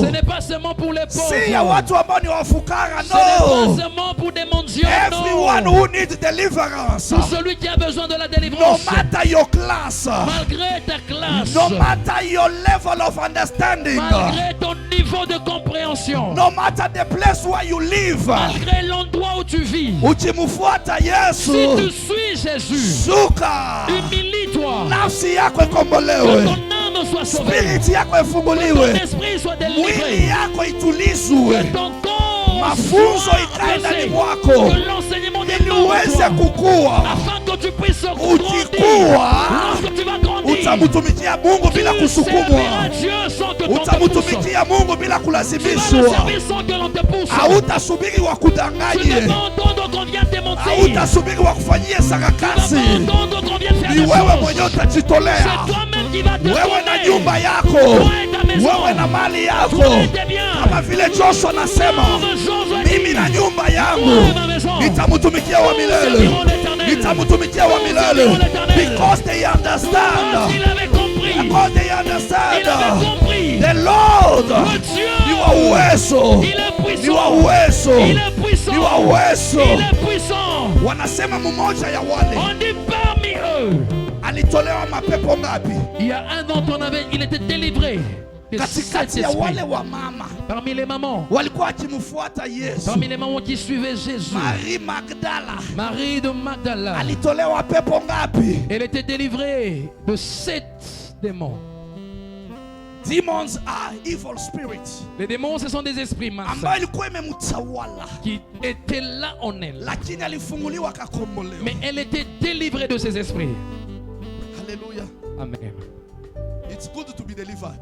C'est bien d'être Ukikombolewa. délivré. Quand tu es délivré, Unajua hata hii amen niko nalazimisha hapa. tu sais même le fait de vous forcer de dire Amen. Sitailazimisha. Je ne peux plus vous penser. Hata haleluya niko nasema Même sitalazimisha. Alléluia, ça ne sera plus à That's why forcer. when I don't see it, C'est pourquoi lorsque je ne vois pas, I continue to pray. je continue à prier. Lord, if your spirit is in me, Seigneur, c'est ton esprit en moi. connect me with the spirit of your people. Connecte-moi avec l'esprit de ton peuple. Let you deliver these people Laisse que tu délivres ce so that they peuple can receive the afin word. qu'ils reçoivent la parole. Acha nikwambie hii neno tu moja moja hii. Laisse-moi te dire cette même parole. Niko nasaidia. Elle aide. Hallelujah. Amen. That some people can come wanakuambia, Il y a des gens qui peuvent venir et te dire, what are you doing in that Donum? qu'est-ce que tu fais là-bas à Donum?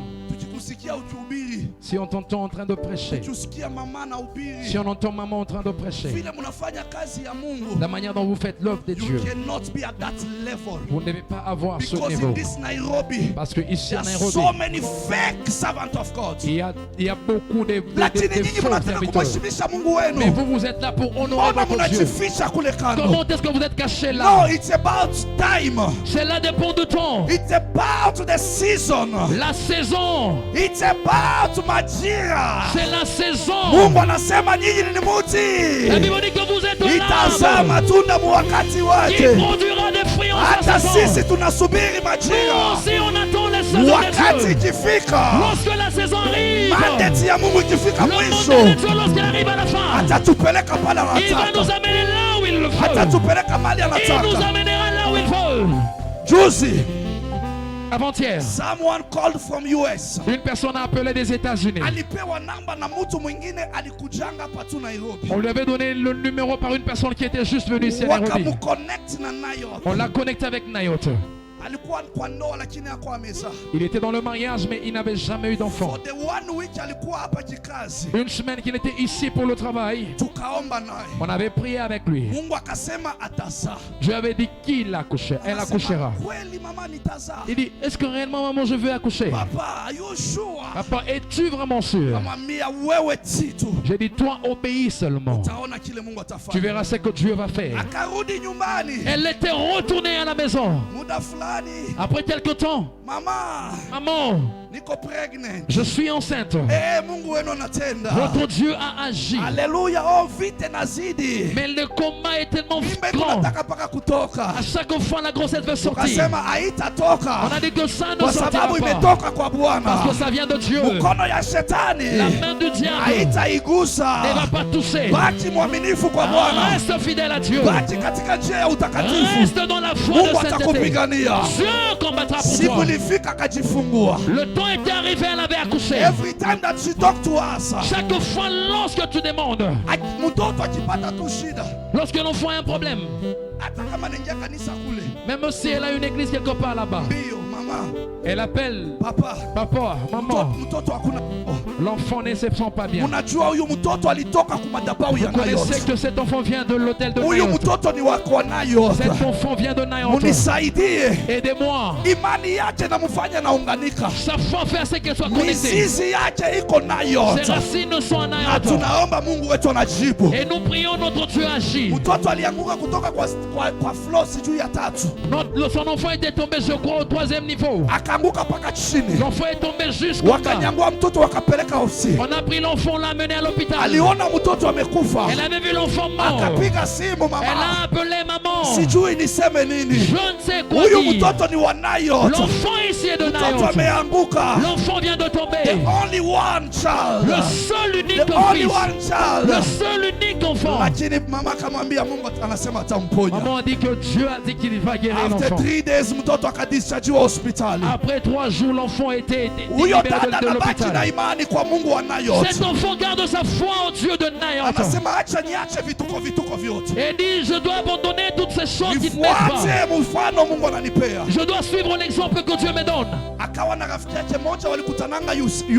Elle avait un ami qu'elle avait rencontré là aux États-Unis. Wakiongea huyu rafiki yake anamwambia mimi ni mgonjwa. Et quand elle parlait, son ami a dit que je suis malade. Maumivu iko kwa mwili kila siku. Des douleurs dans mon corps, c'est chaque jour. Leo ninaweza kuponya. Aujourd'hui, est-ce que je peux guérir? Kesho niko sawa. Demain, je peux guérir aujourd'hui et demain, je suis Kuanzia malade. 2021 December. Depuis 2021 décembre Up to now. jusqu'à maintenant. Huyu dada akasema acha niko na watumishi Cette sœur a dit, attends, j'ai des serviteurs ambao ni wazazi wangu qui sont kiroho. mes parents spirituels. Weko katika Nairobi. Ils sont à Nairobi. Acha nikupee eko Je namba. veux te donner le numéro. Ninaamini ya kwamba Je crois que ukiongea na wao Mungu wako anaweza kusaidia. si tu parles avec leur Dieu peut t'aider. Akatuma message nikasoma. Il a envoyé le message, j'ai lu. Usiku tulivyomaliza hapa prayer, Et la nuit, quand on avait fini la prière, tukaanza naye maombi siku ya kwanza. on a commencé la prière le premier jour. Siku ya Le pili deuxième jour, hakuweza hata kuongea. elle ne pouvait même pas parler. Akanitext anasema nimepelekwa emergency. Elle m'avait écrit, elle m'a dit, on m'a Uchungu appelé inapita. d'urgence. J'ai des douleurs atroces. Na hiyo ndio ilikuwa message ya mwisho hapo. Et c'était ça le dernier message. Nikatext J'avais ajibu. envoyé des messages, elle n'avait pas répondu. Nikasema mama akasema tuendelee kuomba. Elle m'a dit, continue à prier. Mungu ashasema Dieu a ataponya. dit qu'il guérira la personne. Haleluya. Amen. Jana nikasubiri simu apige Et simu. j'attendais l'appel, elle n'avait pas appelé. After kama ni 3 ilikuwa 3 PM nikaona message. C'était vers 15h, j'ai vu le Akaniambia message. dadi, Elle a dit, papa, siku ya leo niko sawa. aujourd'hui je me sens mieux. Niko sawa Je me kabisa. sens mieux.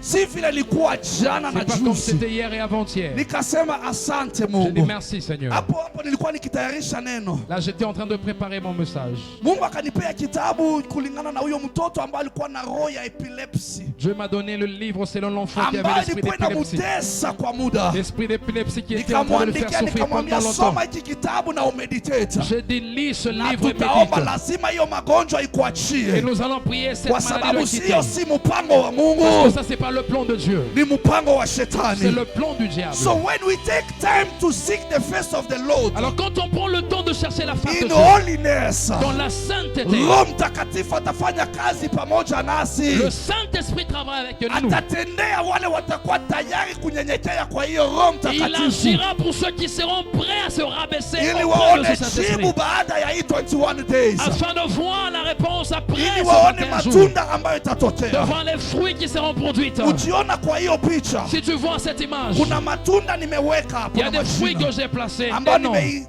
nimeiweka kwa circle ya red, J'ai placé ça dans des cercles rouges kuna ingine kukwa blue, et d'autres qui est en bleu, kuna ingine kukwa black. d'autres en noir. So lazima ujue ya kwamba Donc tu dois connaître. Mungu yeye anasema kwa kila season utazaa. Je dis à chaque saison tu produiras des So fruits. kuna ile matunda itaanzia kwa spirit, Donc il y a des fruits qui vont commencer dans l'esprit. kuna ile matunda itakuwa kwa Il y a nafsi, des fruits qui seront dans l'âme. na kuna kwa matunda itajitokea Et des physically, fruits que tu verras ili physiquement. uishi mkono wa Afin Bwana. que tu vives la main de Dieu. As I'm going to finish, Maintenant que je me prépare à finir, nimekwambia huyu mama alitolewa pepo 7, je t'ai dit que cette femme, elle était délivrée de 7 démons. lakini nataka nikukumbusha kitu Mais kimoja. j'aimerais te rappeler une chose. Deliverance ni process ya kila siku, La délivrance, c'est un processus de tous les jours. mpaka siku tutaondoka kwa hii dunia. Jusqu'au jour où nous avons quitté ce So monde. every day you need to seek for your deliverance. Alors chaque jour, tu dois chercher ta délivrance. In every area of your life, Dans chaque état de ta vie. so that tuendelee kuendelea katika imani.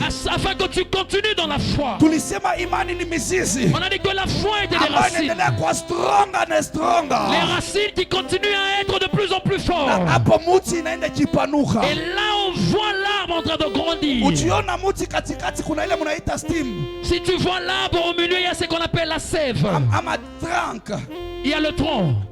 hiyo part ndani yake Le tronc à l'intérieur. hii kuna ile munaita sap. Il y a ce qu'on appelle la sève. Haleluya, Amen.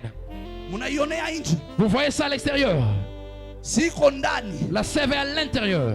Muti unaweza ukaione kuchafu nje. L'arbre, tu peux voir tellement sale à Lakini l'extérieur. ukikata hiyo tranka unaangalia pale katikati. Mais quand tu coupes l'arbre, son tronc, tu vois au Unaona milieu. kuna hali ya usafi. Tu vois que cet arbre est pur. Na hiyo sapi inaisaidia kuendelea kuvuta maji kwa mizizi. Et cette sève aide à prendre l'eau qui est arrosée des Na racines kuipa afya njema et de muti. donner la bonne santé à So l'arbre. that majani iendelee kuwa green. Afin que les feuilles puissent Mpendwa, garder usiseme sa vertu. miaka yangu inaenda. Bien-aimé, ne dis pas que les années passent. Usiseme miaka yangu Ne dis inachelewa. pas que mes années passent. Zaburi 92 verse 14. Psaume 92, Biblia 14. inasema ya La kwamba Bible nous dit bado wanazaa matunda ils produisent encore des fruits katika uzee dans wao leur na vieillesse. wamejaa na maji Et ils mengi sont remplis de beaucoup d'eau. na majani yao bado ni mabichi. Et leur feuille est Katika toujours kuchelewa verte. wewe kule na Du hesabu, fait que tu es en retard, acha Mungu wa madhabahu haya akuinue. laisse que le Dieu de cette terre Acha puisse Mungu wa te lever. madhabahu yazalishe matunda. Le Dieu de cette terre produit des Acha fruits. Mungu azidishe Le makazi.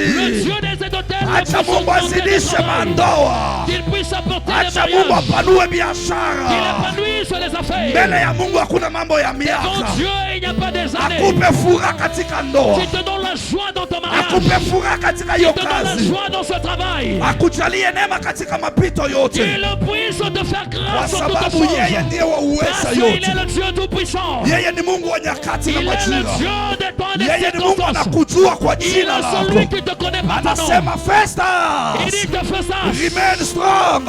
reste fort. Festus, Festus, take over. prends ça. Paul, Paul, rule over. règne. Paul, Paul, cross that bondage. traverse ce problème. Anasema Il wewe dit toi, unasuba kwa nini? toi tu es distrait. Nancy, Je travaille. don't cry. Nancy ne pleure pas. Nancy, Nancy, don't be ashamed. ne sois pas dans la There is a honte. God in heaven Il y a Dieu au ciel. who can answer your prayer.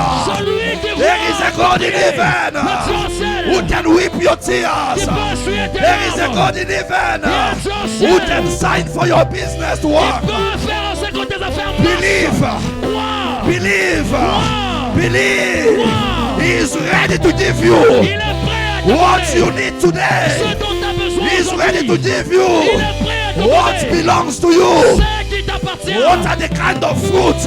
Quel est le genre de fruit? What the kind of fruits Quel est le genre de you will fruit be able to bear? tu seras en mesure de produire? Hallelujah. Amen.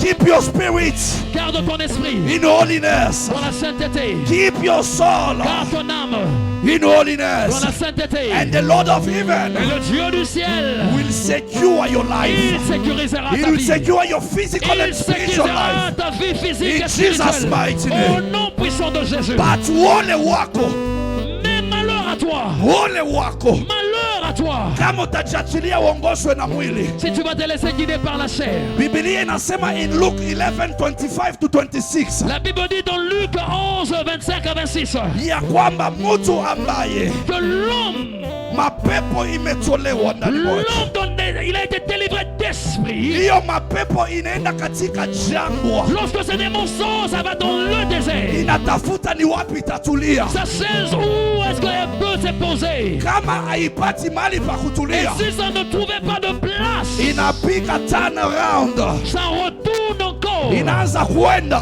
Et ça commence à aller. kule walimtoa, De là où on l'a enlevé, inaanza kwenda ça commence à rentrer ndani ya ule dans alimtoa, la personne qui a été délivrée. inachungulia Et ndani, ça essaie de revoir inachungulia encore. ndani, Ça examine ndani ya nafsi yake, dans l'âme de la personne. hiyo spirit iko Cet ndani esprit qui est à l'intérieur. ama hakuna. Est-ce que cet esprit est là ou non? Biblia La inasema Bible dit, ikikuta hiyo nyumba si ça trouvait que cette maison, imeoshwa vizuri, cette maison est bien nettoyée, imepambwa cette maison est bien ornée, na tabia ya et mwili, même l'état de l'esprit, ataenda il ira, il atachukua va prendre roho ingine saba mbaya, 7 autres démons 7 supérieurs, other evil 7 spirits, autres démons, anakuja il nao. vient vers.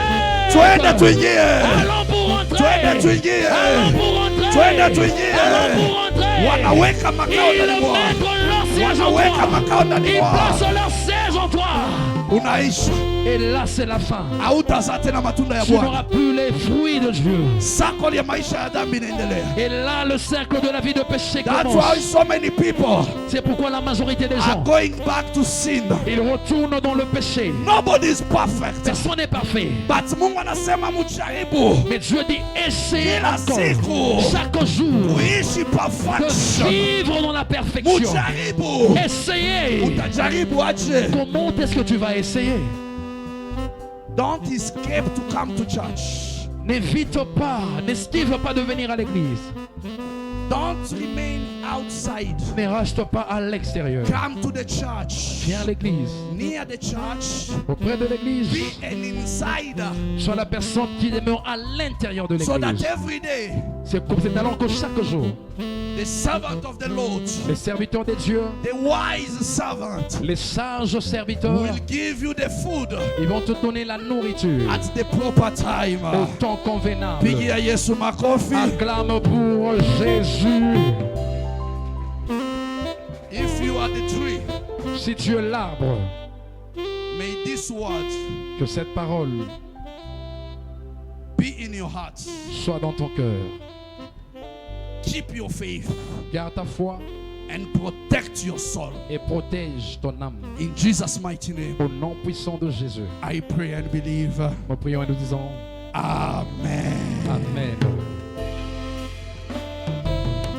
Simamia Jesus. Tiens-toi debout maintenant.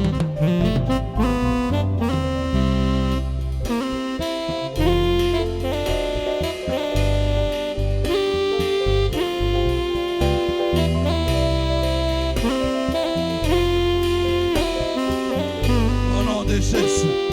Katika jina la Yesu. Inua mikono yako juu. Lève tes deux mains en l'air Funga macho yako. et ferme tes yeux.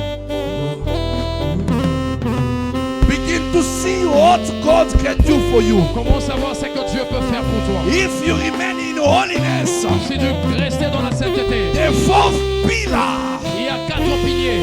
holiness, Le 4e pilier, la sainteté. holiness, La sainteté. every day, Chaque jour, walk in holiness, marche dans la sainteté. act in holiness, Marche dans la sainteté. serve the Lord in holiness, Serve Dieu dans la sainteté. pray in Prie holiness, dans la sainteté. worship in holiness. Adore dans la sainteté. Are you one of those Es-tu parmi ceux-là, who can stand with the work of God? ceux qui peuvent soutenir l'œuvre de Dieu, For you to be able to serve, que tu sois prêt à servir, for you to be able to support, que tu sois prêt à soutenir. be holy, Sois saint, be holy. sois saint. That is what God is requesting for you. C'est ce que Dieu veut de toi. Lord, I pray for your people. Seigneur, je prie pour ton peuple. I pray for each and every member Je of this prie pour church. tout un chacun de nous, Seigneur. May you sanctify us. Seigneur, sanctifie-nous. May you purify our heart. Purifie nos cœurs. May you purify our souls. Purifie nos âmes. May you purify our body. Purifie notre corps. Today, Aujourd'hui, as we leave this place, Seigneur, nous te we quittons, want to be Seigneur. holy. Nous voulons être saints. We want to please you, Lord.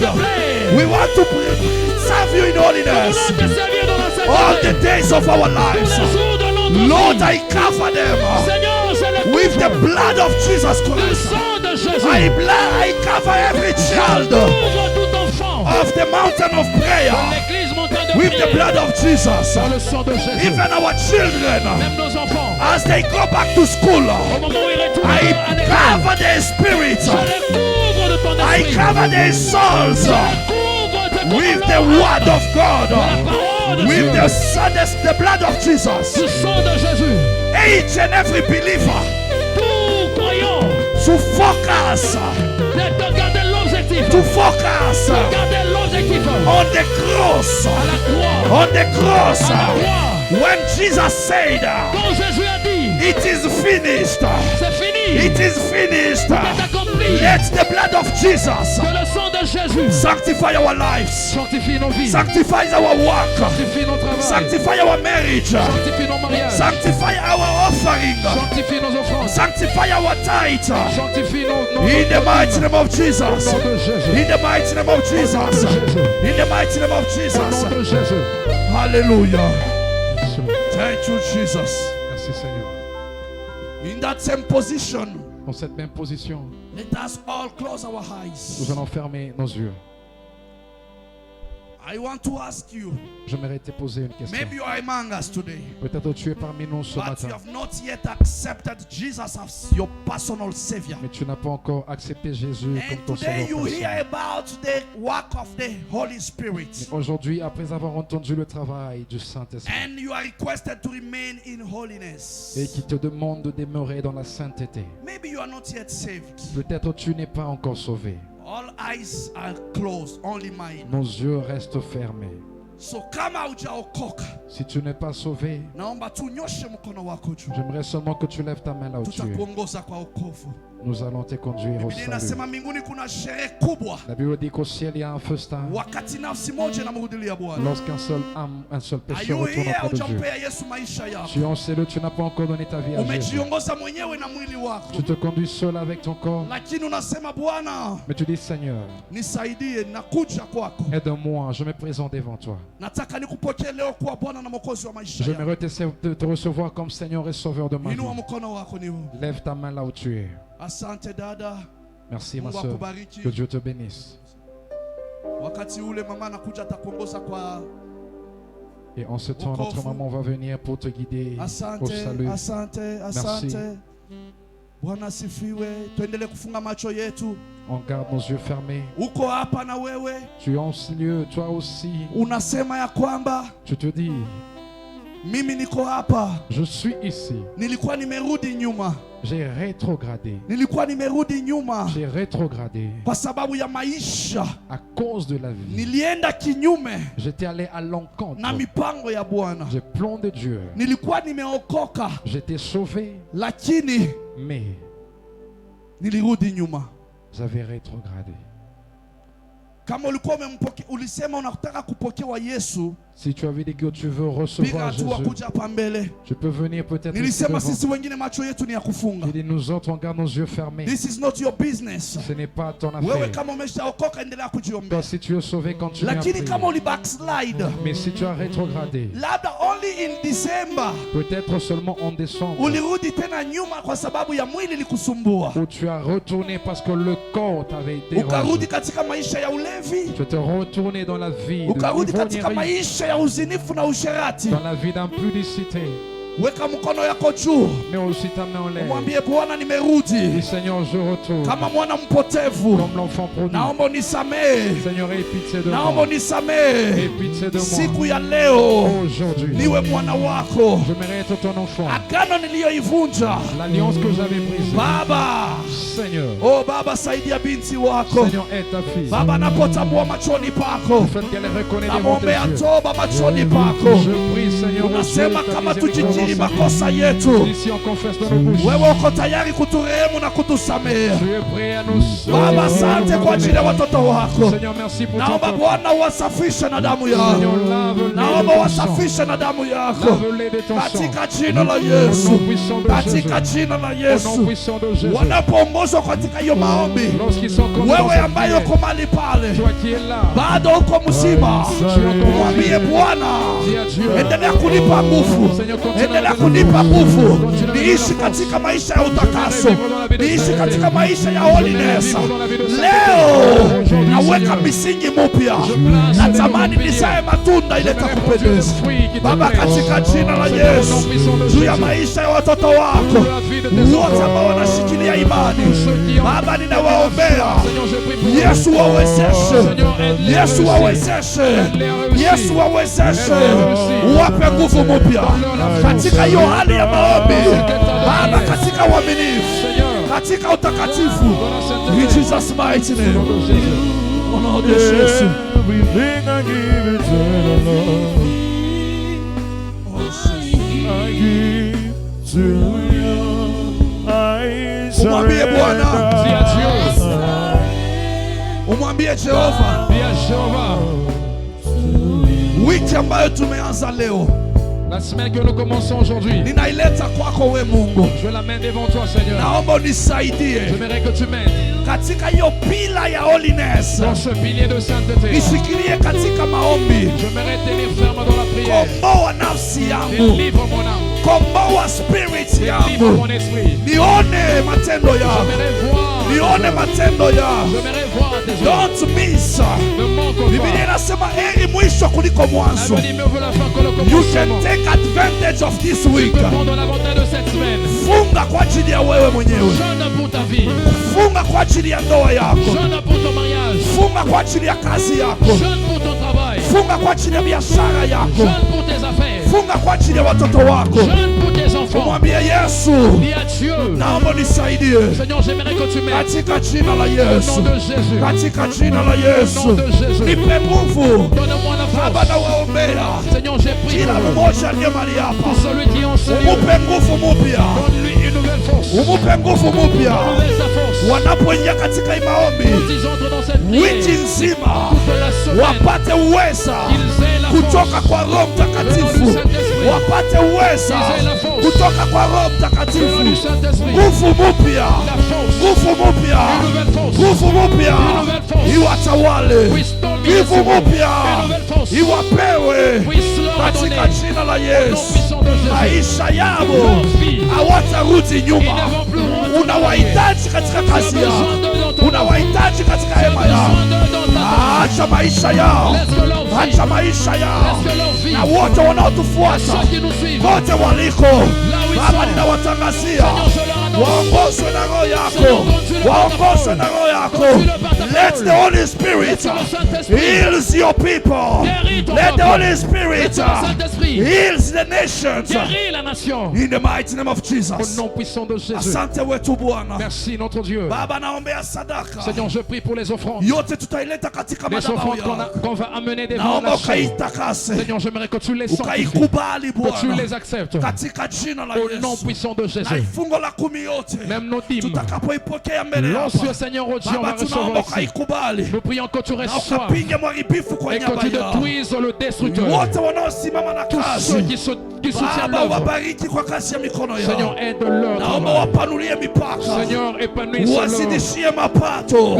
Donne encore davantage. Kama unasema hawa wanawake walikuwa wakisapoti huduma ya Yesu, Quand tu dis que non, Seigneur, de ces femmes, Baba, est en train kuna de prendre soin wanaume de na ton wanawake ministère. walio mali Il y a hapa, des femmes et des hommes qui sont kuna sérieux. vijana na Il y a wadada, des jeunes et des sœurs. kuna Il wababa na y a des wamama papas et des mamans ambao wana nia ya qui ont kukutumikia. cette volonté de te Baba, servir. ninapoomba Seigneur, wafungue, je prie que tu les délivres. watakuwa wepesi kukutumikia, Ils seront là pour te servir. hawatalazimishwa wala On ne kukaswa. va plus les pousser pour le Roho wa faire. Mungu Le atawafundisha Saint-Esprit va les na enseigner kuwaongoza katika ukweli wa kazi yako. et les guider dans la vérité de ton Nakabidhi œuvre. wiki yote mikononi Je mwako. recommande toute la semaine dans tes mains. Bariki wote wanaofanya kazi katika madhabahu Bénis yako, tous ceux qui travaillent devant la chaîne. wote wanaoifanya kwa moyo ya Tous unyenyekevu, ceux qui les font de tout cœur. wote wanaoheshimu madhabahu yako, Ceux qui honorent ton wote autorité. wanaonyenyekea kwa agano yako. Ceux qui s'humilient, Seigneur, devant ton Baba, alliance. uwakumbuke, Souviens-toi d'eux. haujawahi baki na deni ya mtu. Jamais tu n'es débiteur de personne. Baba, unajua kazi ya kila mmoja. Tu connais l'œuvre de tout un chacun. Unasema siku ya mwisho kitabu Tu kitafunguliwa. sais que le dernier jour, le livre sera ouvert. Baba, naomba tu Seigneur, je te demande nipate neema, que je puisse avoir la grâce. nipate neema pia. Que j'aie aussi la grâce. Unapowakumbuka wote, nami unikumbuke na Quand nyumba tu te yako. souviens des autres, souviens-moi aussi de moi et de ma Nikumbuke maison. Bwana na kazi ulionitia Seigneur, kufanya. souviens-moi de l'œuvre que tu m'as appelé à Katika faire. maisha ya mwili wala katika Dans maisha la ya vie huduma. physique, dans le Baba, ministère. naomba unikumbuke na unifiche na damu Seigneur, yako. souviens-toi de moi et couvre-moi de ton Pigania sang. maisha yangu, Combat pour ma vie. pigania huduma uliweka ndani mwetu. Combat pour l'œuvre que tu as mis Baba, en naomba nous. kanisa yako Seigneur, hili je prie pour ton église. ikalindwa na jeshi yako Qu'elle mbele soit yako. protégée par ton Damu ya nom. Yesu Le sang de itunenee Jésus. mema kila siku. Qu'elle parle en notre Yoyote faveur. ni adui ama mtumwa wa Pour shetani celui qui est ennemi ou agent anayoenda du diable, kinyume na madhabahu haya qui va à l'encontre de cette scène, usiku wala la mchana, nuit ou la journée, yoyote anayefanya madhingaombwe pour celui qui fait des juu ya choses kutesa watu mali hapa, pour faire souffrir des gens Baba, en ce lieu. ikamrudilie katika jina la Seigneur, que cela Yesu. retourne à lui au Unasema nom de vita si Jésus. vyenu, vita ni vyako Je wewe dis que les Bwana. combats n'est pas à Baba, nommer à utupiganie toi. na utuwezeshe. Seigneur, combat combat pour nous. Katika jina la Bwana wetu Au nom Yesu puissant Kristo. de Jésus-Christ. Baba, watoto watakaporudi shule, Seigneur, lorsque les enfants retournent naomba à elimu, l'école, akili iwe sehemu je yao. prie de la sagesse et l'intelligence sur Wabariki leur na part. wafinike na damu yao. Bénis-les et couvre les Bariki détentions. makazi ya wazazi. Bénis le travail des parents. Wasaidie wale wana hata pesa ya kulipia watoto shule. Aide ceux qui n'ont même pas Baba, l'argent pour payer wapanulie les mipaka minerales. na waangazie. Seigneur, épanouis encore leurs limites Katika et jina la éclaire. Bwana wetu Yesu Au nom Kristo, puissant de notre Seigneur Jésus, tunashangilia wote, nous acclamons tunapiga vikelekele na et nous makofi poussons des cris de na joie. tukisema Amen. Thank you, Jesus. Hallelujah. Tunapomalizia, wanapotupea mwimbo, tunakuja tukimtolea Mungu wetu. Uko na taiti yako, bahasha ziko hapo zinazungushwa. Itisha. Connect yourself with the